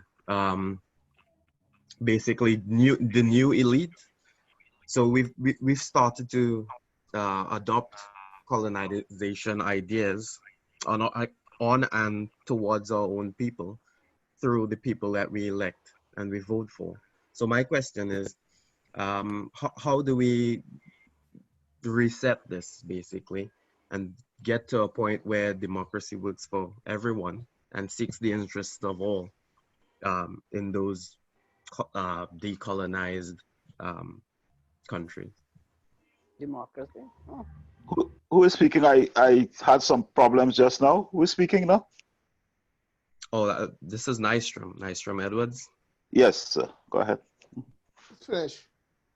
Yeah, I'm finished. I'd just like an answer from the panelists if you have any advice or comments. Question, nobody has answered. It is open to the panelists, Dr. Thiam, Dr. Jimmeh, Dr. Edwards, Kwayana, anyone could answer that. When it comes to national leadership, I would suggest that the focus, as powerful as our presidents are, because we have these presidentialist systems in Africa where they're very powerful, and in the Caribbean, but it's interesting about us. Focusing on them will not be sufficient. I think we should look at all levels of elected positions, whether it is at the city level, the village level, and the state legislature. So we shouldn't just stop at that national leader, because we want to put, as Thiam said, we should get politically engaged to elect people at different levels who are able to have impact. The lesson is so clear for us in this country. Remember, we're also excited about Obama. We're very excited. Let's elect. He was going to be elected, and he was elected, and at that national level. And then we just abandoned the local state elections. And lo and behold, what happened? He was not able to govern in the direction in which he wanted to. So the broader point is well taken. And the betrayal, we also say betrayal of our leaders. Leaders come in when they are campaigning and we're interacting with them, they are very idealistic and they're going to be transformative. And they, I don't know how we deal with that problem. And then when they get there, oh man, that was then. The realities are different, they will say to us. Therefore, for some insurance, let's also focus on local levels and regional levels, not just the president, and then of course the legislative, and keep being engaged. To me, that's what I see in a very practical sense. Could I make a point? Yeah. I think Cameroon was making an excellent point just now in terms of how could we take this forum or fora and link it up with groups and Steelman. And to Dr. Jimmeh's point and to the question was raised, that is where power lies. Power lies in our hands, in our groups. Power is in the steel, and Trinidad, we know it as the steel vineyard. In communities. In communities. And so, I mean, over the years, as Kamara, you, Jerry, and myself and others who are on this forum, we were engaged in those type of activities. And we still engage in them. So, I mean, there's room for growth and development and transformation of these institutions. And as Kasala alluded to, we have a new platform by which we can expand this thing on a global level. Brother Kwayana has been quiet. Brother Kwayana has been quiet, and at a session a couple of weeks ago, he made an important point about establishing an institution called Talk Back to Power. I don't know if Brother Eusi is still there and he wants to elaborate on that a bit. Yes. Brother Chair, no, not elaborate. I just wanted to suggest that instead of us going along with this centuries-old thing of what we call democracy. Yes. We should put forward something, because that puts us into the presidential, the Senate, all of that. All of that is all very well, but this forum is teaching me that what we need now is an alternative force. Yeah. An alternative thing, something like Walter Rodgers' people's power, and we put this forward and get a sort of committee to spell out the specifications of how it can be applied in all levels of society, including the traditional elections and derelictions and all of that. That's what I wanted to say. It's a people's power. Yep. As a theme for struggle, so that if you're fighting, whatever level you're fighting, the point is the power must come to the people. If that makes any sense, I'd like to leave it there. Thank you, sense. Anyone? We have just a few more minutes. I know there are some people who can speak to this issue of people's power, and I'm trying to recall. Yes. Kwame here, just briefly. Want to thank you for the forum. I just want 2 examples maybe we can reflect on in terms of the people's power conversation. One is the Zapatista movement.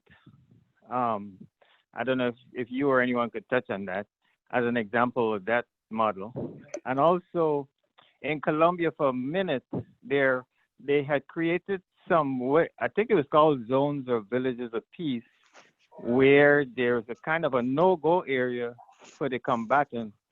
And there was, with all the contradictions, but some international solidarity. And then, of course, in the Afro-Colombian community, those kind of communal ownership of the land. So I don't know if any of those examples anyone wants to share about or think about in terms of what Baba Eusi was talking about, alternative structures. Anyone wants to comment?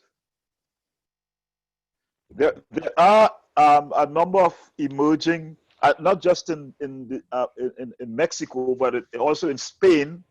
There are regions. I know there are certain towns in which a couple of the mayors have rejected the political status quo and introduced systems of people's power and people's participation. And it's an emerging movement in the world right now, which is being given very little attention. I knew somebody sent me something recently, and this is being practiced in a number of countries in which people are literally taking over cities and so on. But we have to speak to, when we speak of presidential elections and so on, we are speaking to the same systems which I think Brother Eusi talk about, of democracy, so-called Western democracy.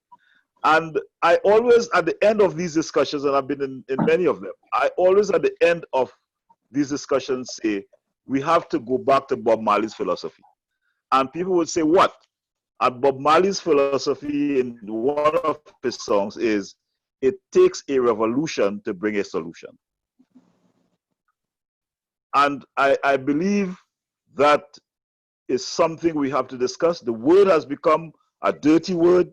It has become a traumatic word in the Caribbean, especially since the Grenada Revolution and so on and so forth. It has people scared because of what people have seen happening in Venezuela and Cuba. But these are discussions we must have, because to me, the opposite of colonization is revolutionary change. You know, and I think it's an important discussion we must have. I remember Kamara speaking recently about the Blue Book. And Kamara, you want to elaborate on that a bit before we close out?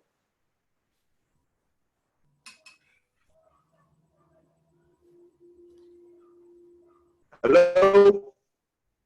Oh, well, he's not hearing me. I don't know what is happening. Anyone want to comment? We have about 10 more minutes again. I just wanted to ask you a question.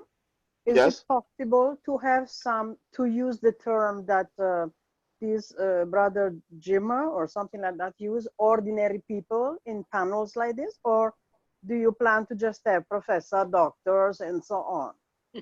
Are we going to have some regular people too? We have regular people. I'm a regular person. We have several regular people. Baba is a regular person. But I understand the context. The distinction that the brother made was that, you know, you have the academia and then you have the ordinary people. Yes. Okay, so the people are ordinary because they didn't go to the colonial bastion, which is university, to get the colonial education and the paper that then they can use to teach colonial concept to the ordinary people. What I would like to know, is it possible to have regular people, working class people, people that have become radicalized because they think, because they are thinker.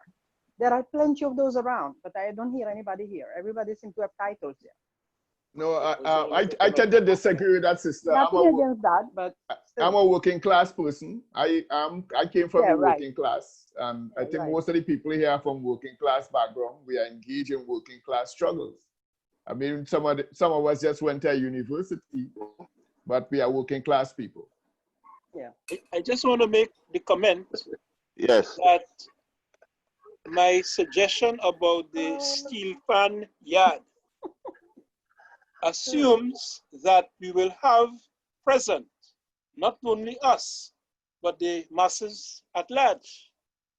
And the techies will help us in terms of utilizing the technology to facilitate their involvement. And when we choose, for example, a date like Emancipation Day or Marcus Garvey birthday or whatever, we will have the kind of presence which will help to enrich the discussion and come up with where do we go from here. That is how I see it. Okay. Good point. We have to wind up now. So I would like to just get some closing comments from the panelists, beginning with Sister Zophia, and then will be followed by the same order they spoke. So Sister Zophia, could you give us some closing comments, please? Dr. Thiam has had a commitment, so he left the meeting. Oh, he's leaving? Well, could he make his closing comments before he leaves? No, he's gone. He's gone. He's gone. All right, okay. But then, Sister Zophia, could you start with some closing comments, please?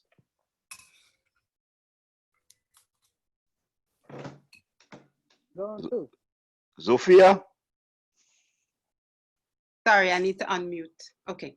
Yeah, okay. All right. Yes. Could you? I just want to say this discussion was great. I learned a lot from everyone, everybody who spoke, and thank you to all the people who joined in to the discussion. I think we have left with some work to do to get our message out, to connect with communities, to invite non-academics to the panel. I think we have a to-do list and it's very exciting, and I look forward to more conversations moving forward. Okay. Okay. Brother Eusi, would you like to make any parting comments? I would just like to make a recommendation that what I gather from all we are discussing here tonight is that, you know, the general level of democracy is all very well, but in order to give it an edge of social justice, including everybody, both genders and everything, we should have an element of people's power in this democracy. So if you go to a primary, if you go to vote, there is a sort of underground within the general democratic persuasion that is sharpening the struggle for people's power. That's all. Okay. If it makes sense, if you can, Brother Chair, if you can just select a few people to make a draft, you know, to spell out what is intended and study it. And if it makes no sense, just throw it out. That's all. Okay. Thank you. Yeah. Dr. Thiam? No, that was Dr. Jimmeh. Yes, thanks very much.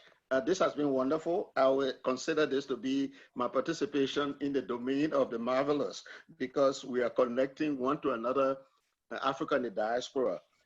We all are in agreement that colonialism is the distortion and disarticulation of our polity, economy, society, culture, and even helping us to even distort our perceptions of ourselves. But thanks be to God that we are able to, that we're thinkers and we're able to rethink. So having had the discussion at this level, let's engage as many, and as the sister was saying, ordinary people, yes, all of us.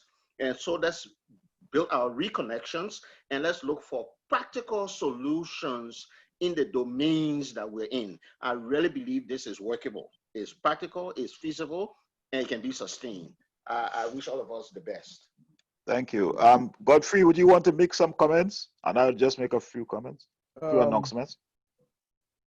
I want to thank all the panelists and all those who participated in this critical discourse.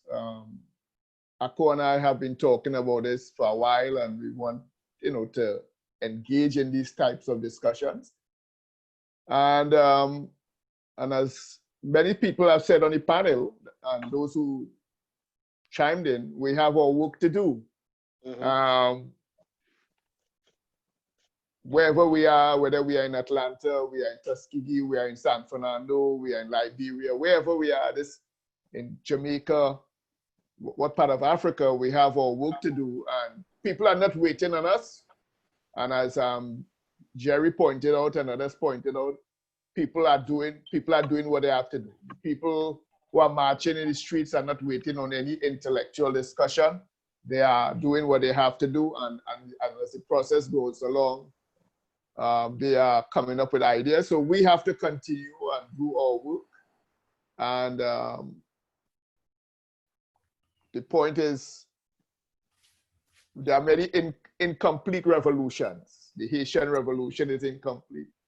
The Grenada Revolution has yet to be completed. The African Revolution, as Frantz Fanon talked about, has not been completed. So we have work to do. And I'll leave it there. Agreed. Let me say this, that to just make a few announcements here, that we plan to have, this is supposed to be a 4-part session. We want to, the next session, we haven't decided on a date yet. We'll be looking at Albert Memmi's The Colonizer and the Colonized. Not the book, but in the discussion informed by the book. And we are looking at Fanon, and then Ngugi wa Thiong'o, and also Kwame Nkrumah. So those sessions will come. On the 26th of July, which is a couple weeks from today, we'll be having another session with Dr. Raj Patel, who's the author of the book called Stuffed and Starved, The Hidden Battle to Control the World Food System. It's a very important subject. He's one of the leading experts on foods of sovereignty and food security. And that will be on the 26th of July.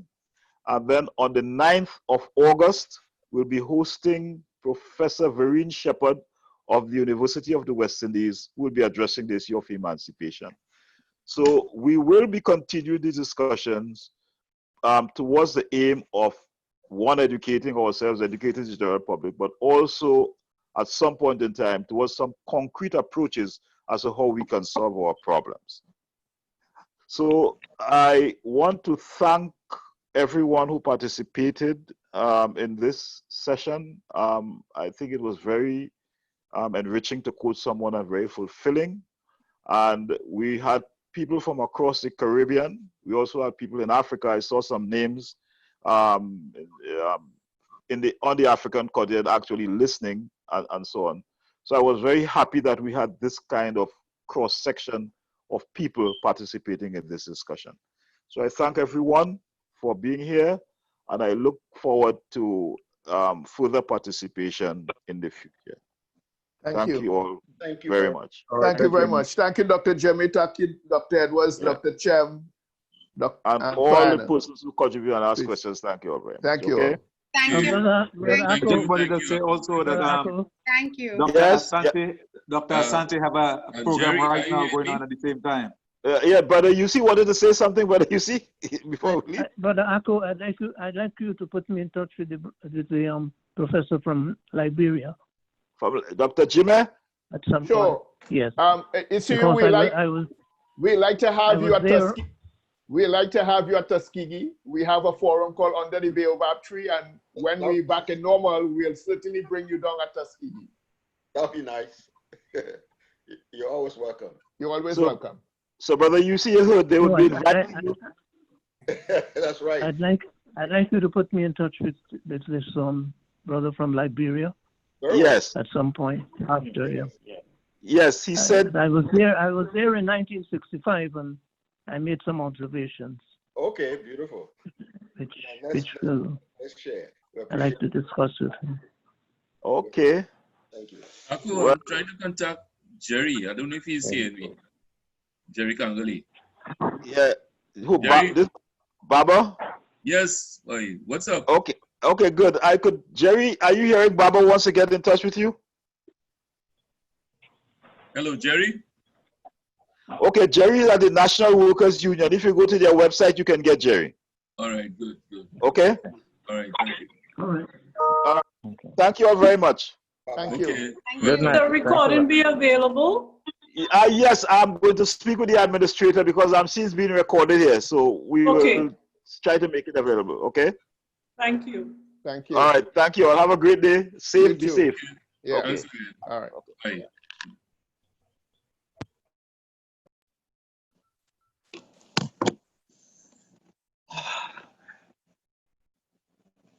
This is what we could do to go forward. I would like young people have to get involved. Instead of this, that discussion, you get involved, you talk. You know? Baba? Yeah. Nice to see you, though. I hear you.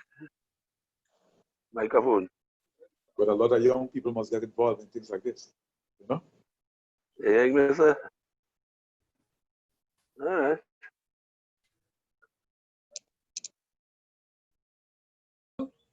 Hello. Yeah, man. I am hearing you.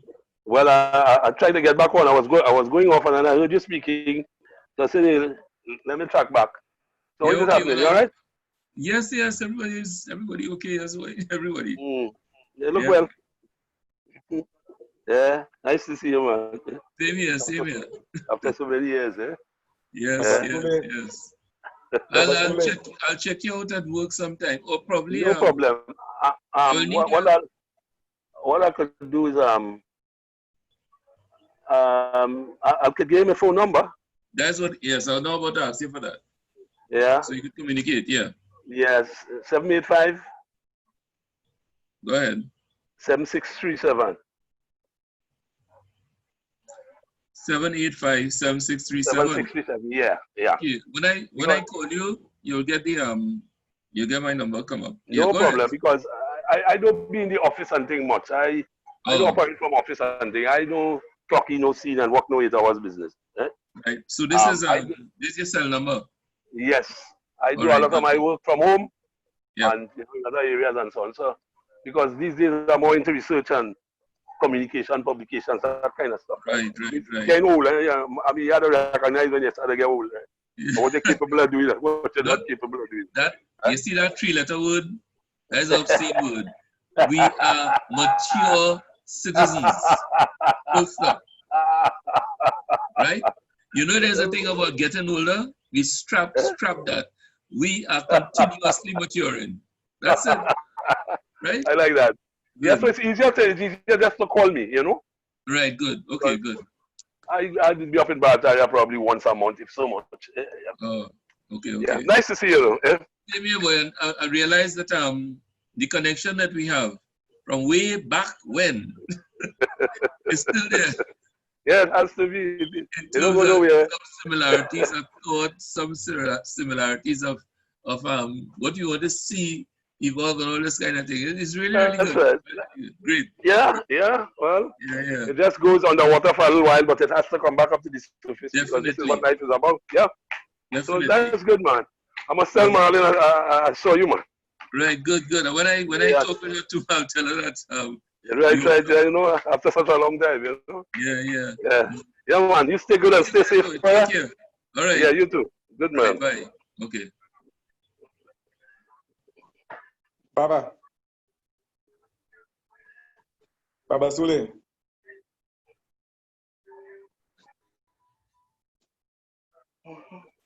Yes, Baba. I'm here. Who am I speaking with now? This is Kouto here, man. Hello? This is Kouto. Okay. Over 30 years I ain't see you, man. So but I'm not seeing you. We're sounding like we're talking on one of the old time phones. I'm not seeing you at all. Boy, I'm trying to get this thing to turn. I ain't doing it at all. Like, my camera facing elsewhere, and I ain't able to turn it back. Yeah, but I seen you, man. Man, you ain't age at all. I hear. I say you ain't age at all, man. Well, I keep telling people, right? I am continuously maturing.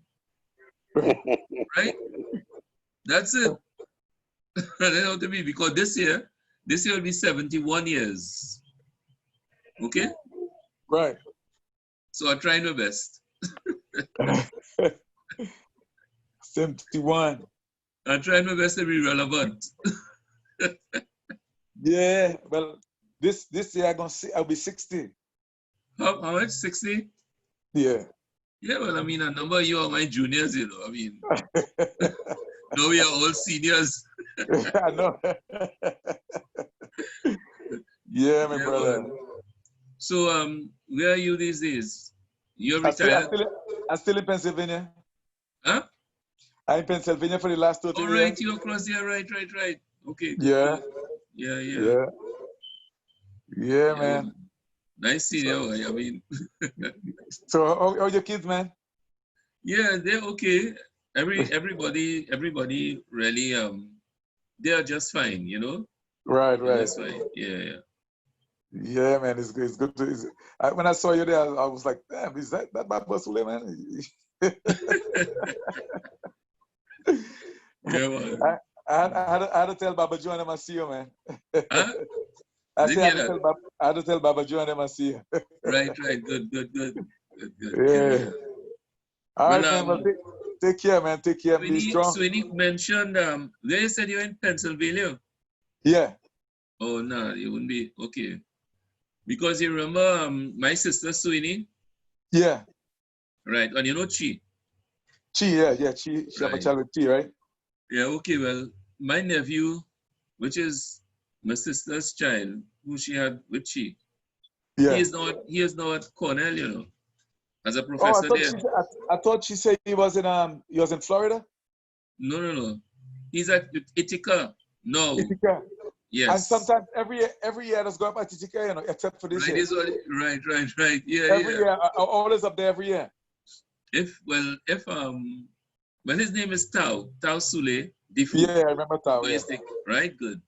And it would be nice if he could contact you on that kind of thing, or if you check him out on that kind of thing, you know. Yeah. I don't know how this Corona thing going, but yes. I probably could go up there. I might go up there in November. Oh, but okay, if anything is next year. But every year I usually go on a retreat up in Ithaca with some Native Americans. Okay. And, you know, I carry my family. You know, we go off the grid. Right. Okay. You know, I remember Chi told me he's up there for real. All right. Yeah. I remember Chi told me that.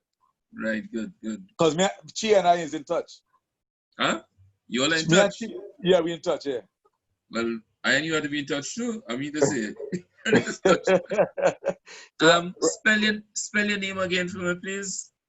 Kouto. K-A-U. No, sorry. Kouto. All right, good. Anyika. Anika. Anika. Right. Well, you know, my name is the easiest name in the African language I know. to pronounce in the African language to spell and pronounce. You know, or you guys choose easy name, I choose hard name. Huh? I mean that? You guys choose easy name, I choose hard name. Well, listen, that name Baba was given to me by my mother. Oh. I don't know if she knew what she was doing because I had my father's name before. And since I was a baby, she used to call me Baba. Right. Apparently, my older brother, who's a year 9 months older than me, a day in the crib, she said, he just started calling me Baba, Baba, and the name stuck. Right. Right? But I mean, so I had the English names before, Harold Ignatius George Herbert Jr. Wow. And those who knew me from school days will know me as Baba. Right. Some of them didn't know that I have taken that name now as my correct name. Right, right. So I'm no longer, I gave back the Earls of Hemmingford and Powey and the Saxons their names. Right, right. So I have my own names now, yeah. So Yeah, Baba Shabaka Sule. That's what I tell my children. I always tell them, I say, well, you know, you all ain't born on slave, you know, you all born with true African names. Of course, of course. One of the things I wanted to bring up tonight was, but I guess we'll have another forum for that to take place. The work that Professor Hilary Beckles, the Vice Chancellor of the University of the West Indies, is doing, where reparations are concerned. He was able to get the Glasgow University to sign an MOU to pay us, giving us back our money because of the active role, criminal role that the Glasgow University of England played in the Caribbean slave trade. 100 million pounds, you know, an MOU to that effect, right? Right. And what even this Bank of London last week mentioned that the Bank of London, I have a note of it here. No, not Lloyd's, another one. Let's now, give me 1 second. Let me just pull it here.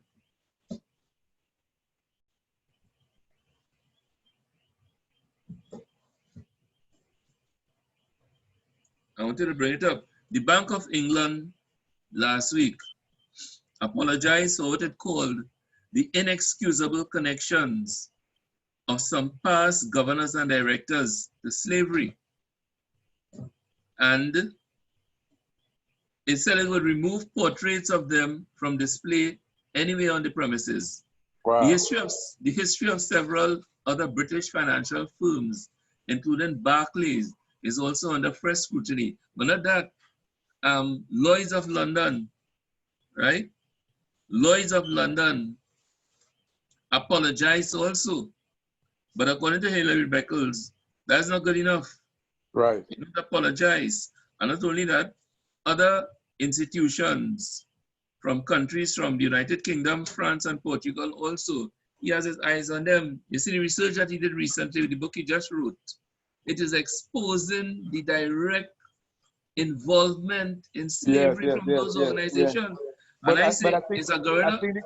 I think the governor, one of the Brussels, I think they make statements too, you know. A lot of European countries making statements now. Germany last year, some chancellor from Germany made some statement last year. You know? But as the revolution continues, we have a serious guerrilla warfare on our hands, you know. Yeah. Because you have to jam them, we have to get in, we have to get them. As long as we get them on the back foot, as part of the struggle, and they admit guilt. Yeah. And they admit it, nothing more than that, because they like to talk about democracy and about justice and so on and so on and so on. So we have to back them up on that. Yes. Yeah, we have to hold them to that. You know, and I think it's quite a great move that Professor Hilary Beckles really made to get those things going, the question of reparations, because all the money that we had to pay them, like not just France alone, all the money we had to pay them, and all the money that they came, first of all, people don't understand something, right? Let me just tell you quickly. The Europeans from those countries, they came and they stole every piece of real estate across the Atlantic. Right. The whole thing they come and steal. Yeah. Right? Plundered. Good. And here they're talking about, now when I look at terrorism today, using that word terrorism. That's what it was. The greatest terrorists were Yes. the Right Reverend Bishop Bartholomew de las Casas, Reverend John Hawkins, yes. Francis Drake, Walter Riley. Those were serious pirates and criminals. Yes. Yes. Henry Morgan and all of them guys on them there. Yes. But here, I telling some of the young people, I used to look up to these people for the first so much, probably 14 or 15 years of my life. When I tell them up from age 1 to 13, I was a citizen of Britain, a British subject. I used to stand up in the sun with the Union Jack. Yes, yes, yes. Primary school, we used to sing the God Save the Queen. People don't understand that. In catechism, they taught us the Pope is infallible. Yes. And they went in to explain, what do you mean by the Pope is infallible? And the catechism teacher will say, the priest will say, when I say the Pope is infallible, it means that the Pope cannot err in what he teaches. Now, what is err? Because I don't want to understand that. What is err? The Pope cannot make a mistake. All them things they taught us. Yes, yeah. So imagine if they make God, they put themselves as God in my mind. Definitely. And then they present one to us. A blue-eyed, blonde-haired hippie. Yes. And say, oh, look, that is all the thing. Worship it. And you know, religion or rituals, we have to get in the fight, in the education process. We must get people to begin to relate to the gods of our ancestors. Yes, my brother. That is vital. Because that is one of the main setbacks. Although in a way it's being used progressively by especially American freedom fighters and even Marcus Garvey. That is kind of Christian thing, wherever it is, to push them on. Because when they looked at it, they said something unfair. We have to straighten it out. But when people stop looking at anything religious about the African person as devilish, the day that stop, we know we're reaching somewhere. You have it. You're on the right path. You're saying it. You're saying it, my brother. I'm telling you. Exactly, you're saying it right. Yeah. You know, The struggle will be affected. Today you had another lecture going on at the same time. So I was supposed to be in both of them. So I was in this one, and my wife was in the other one. Okay. Because Dr. Asante was having a discourse on African unity and Pan-Africanism today. Okay. So the discourse on Pan-Africanism, my wife listened to that, and I come into this one. Yeah. I wanted to further the thing that I mentioned today about the eggshell. Yeah. Because you see what happened recently with that Floyd situation. Yeah. In America, for the world to see, because the world pretends that they don't know, and the world pretends that these things are happening again, and the world pretends that we are in a different era, and forget what went on at that foolishness. But the egg is now cracked, a piece is broken for certain outside, you know. Yes. Yeah. Because that can't die. People all over the world, when I see in Australia and all them countries, I see later, boy. They can't go back there. This thing is electric. Yeah, this thing is electric, boy. Yeah. So what we have to do as people who have a greater understanding, or let me just use the word understanding, and might have people greater understanding than me. The understanding so far, we have to be in the leadership role. And our role is to continue educating and educating and educating. Yeah. So one of the panelists tonight, not panelists, one of the participants mentioned, or not presenters, she was just the person was a participant. Yeah. She mentioned about building schools and all that. But I tend to disagree, because everything built already. It's just we have to begin to take it over. Definitely take it over. We have to. I remember when I just joined the organization. We was with Mamadou, and I raised the idea with Mamadou. I said, why we don't have our own schools You understand? So that we could study education Yeah. for potential members of our organization from young. Yeah. And you see, my brother, we go own all the schools in Trinidad.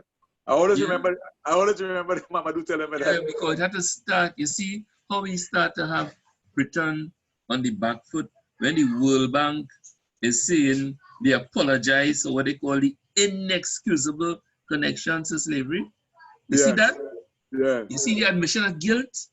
We had to make, we have capitalize on them things. We had to function that a lot.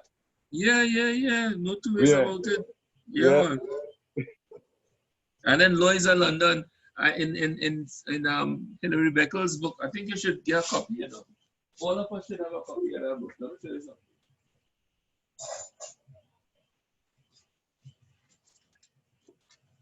You see this book?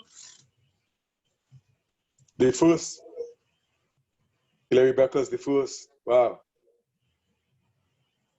The Black Slave Society, yeah. Yeah. I'm gonna try and get it. Britain's barbarity time in Barbados, 1636 to 1876. It is fascinating. Listen, man, information that many of us didn't have in detail is written in this book, because he was able to unearth information from the archives in the Barbados Parliament or something like that, underground or whatever it is.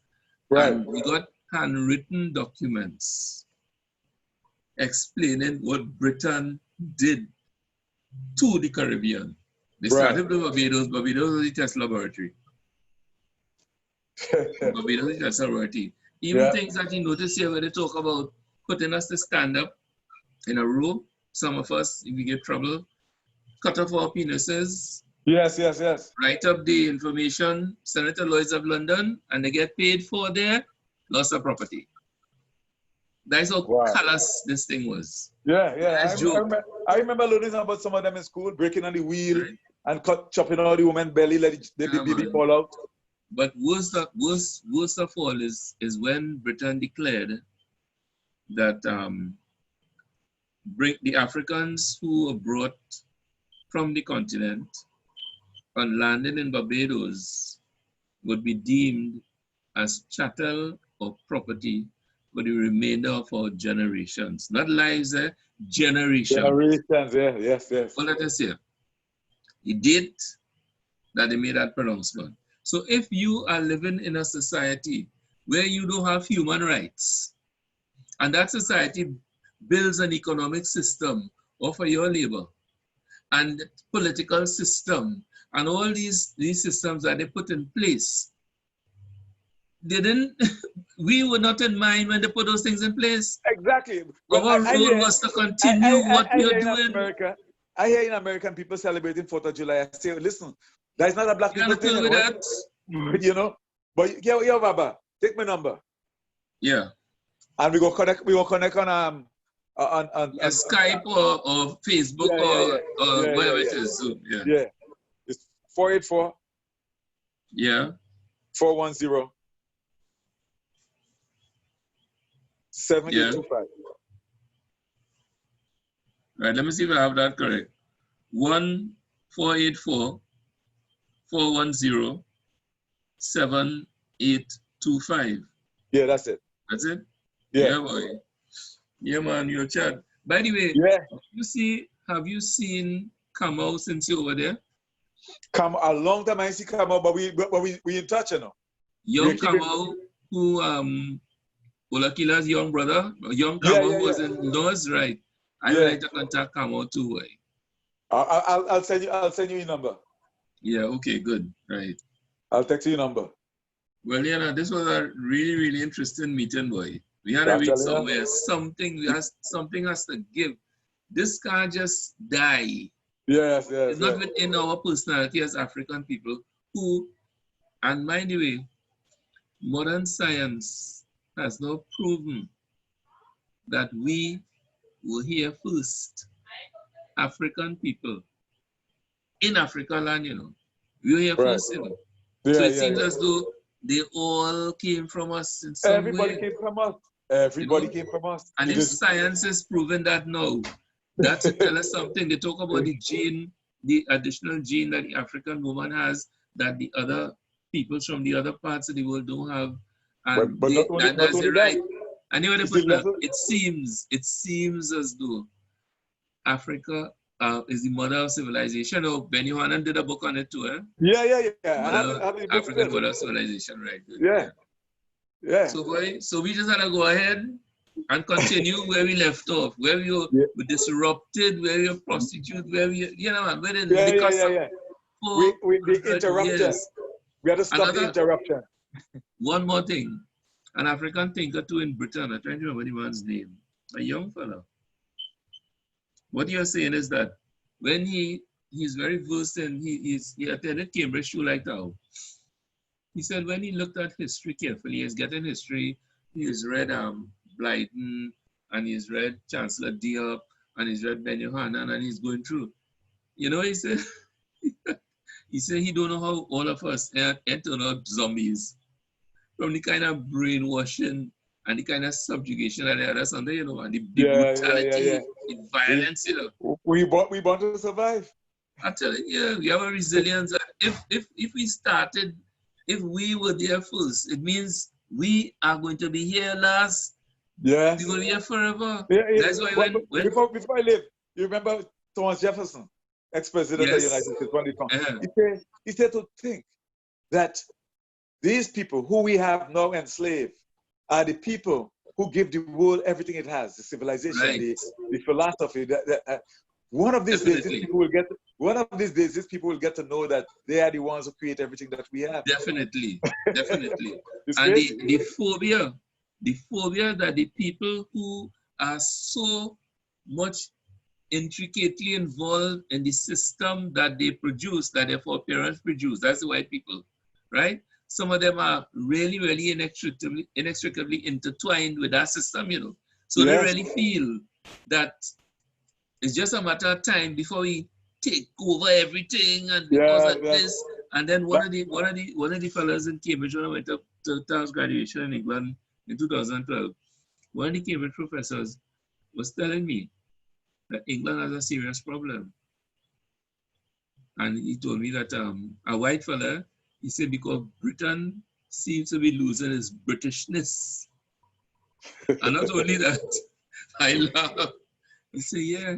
He said that is a problem with the hierarchy in Britain. The royal family and these people, the older folks, they are losing their Britishness.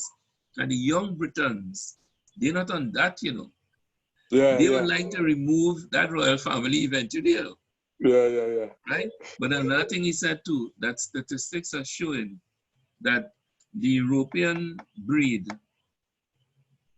have the least in terms of numbers where the population is concerned, The European breed, Yeah. So they have they make it, we won't get cut off anytime around 1%. All right, good, okay. They make it less children than us, even though we are not making as much children as we used to. Yeah. Because Africa is the fastest growing population. Of course, China is, how much is it? China is, you still here? Right, you get cut off, right. What I have to do now, remove.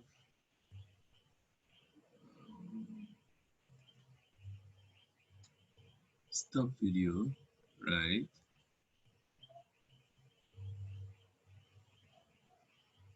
Hide cell view, right? And turn off.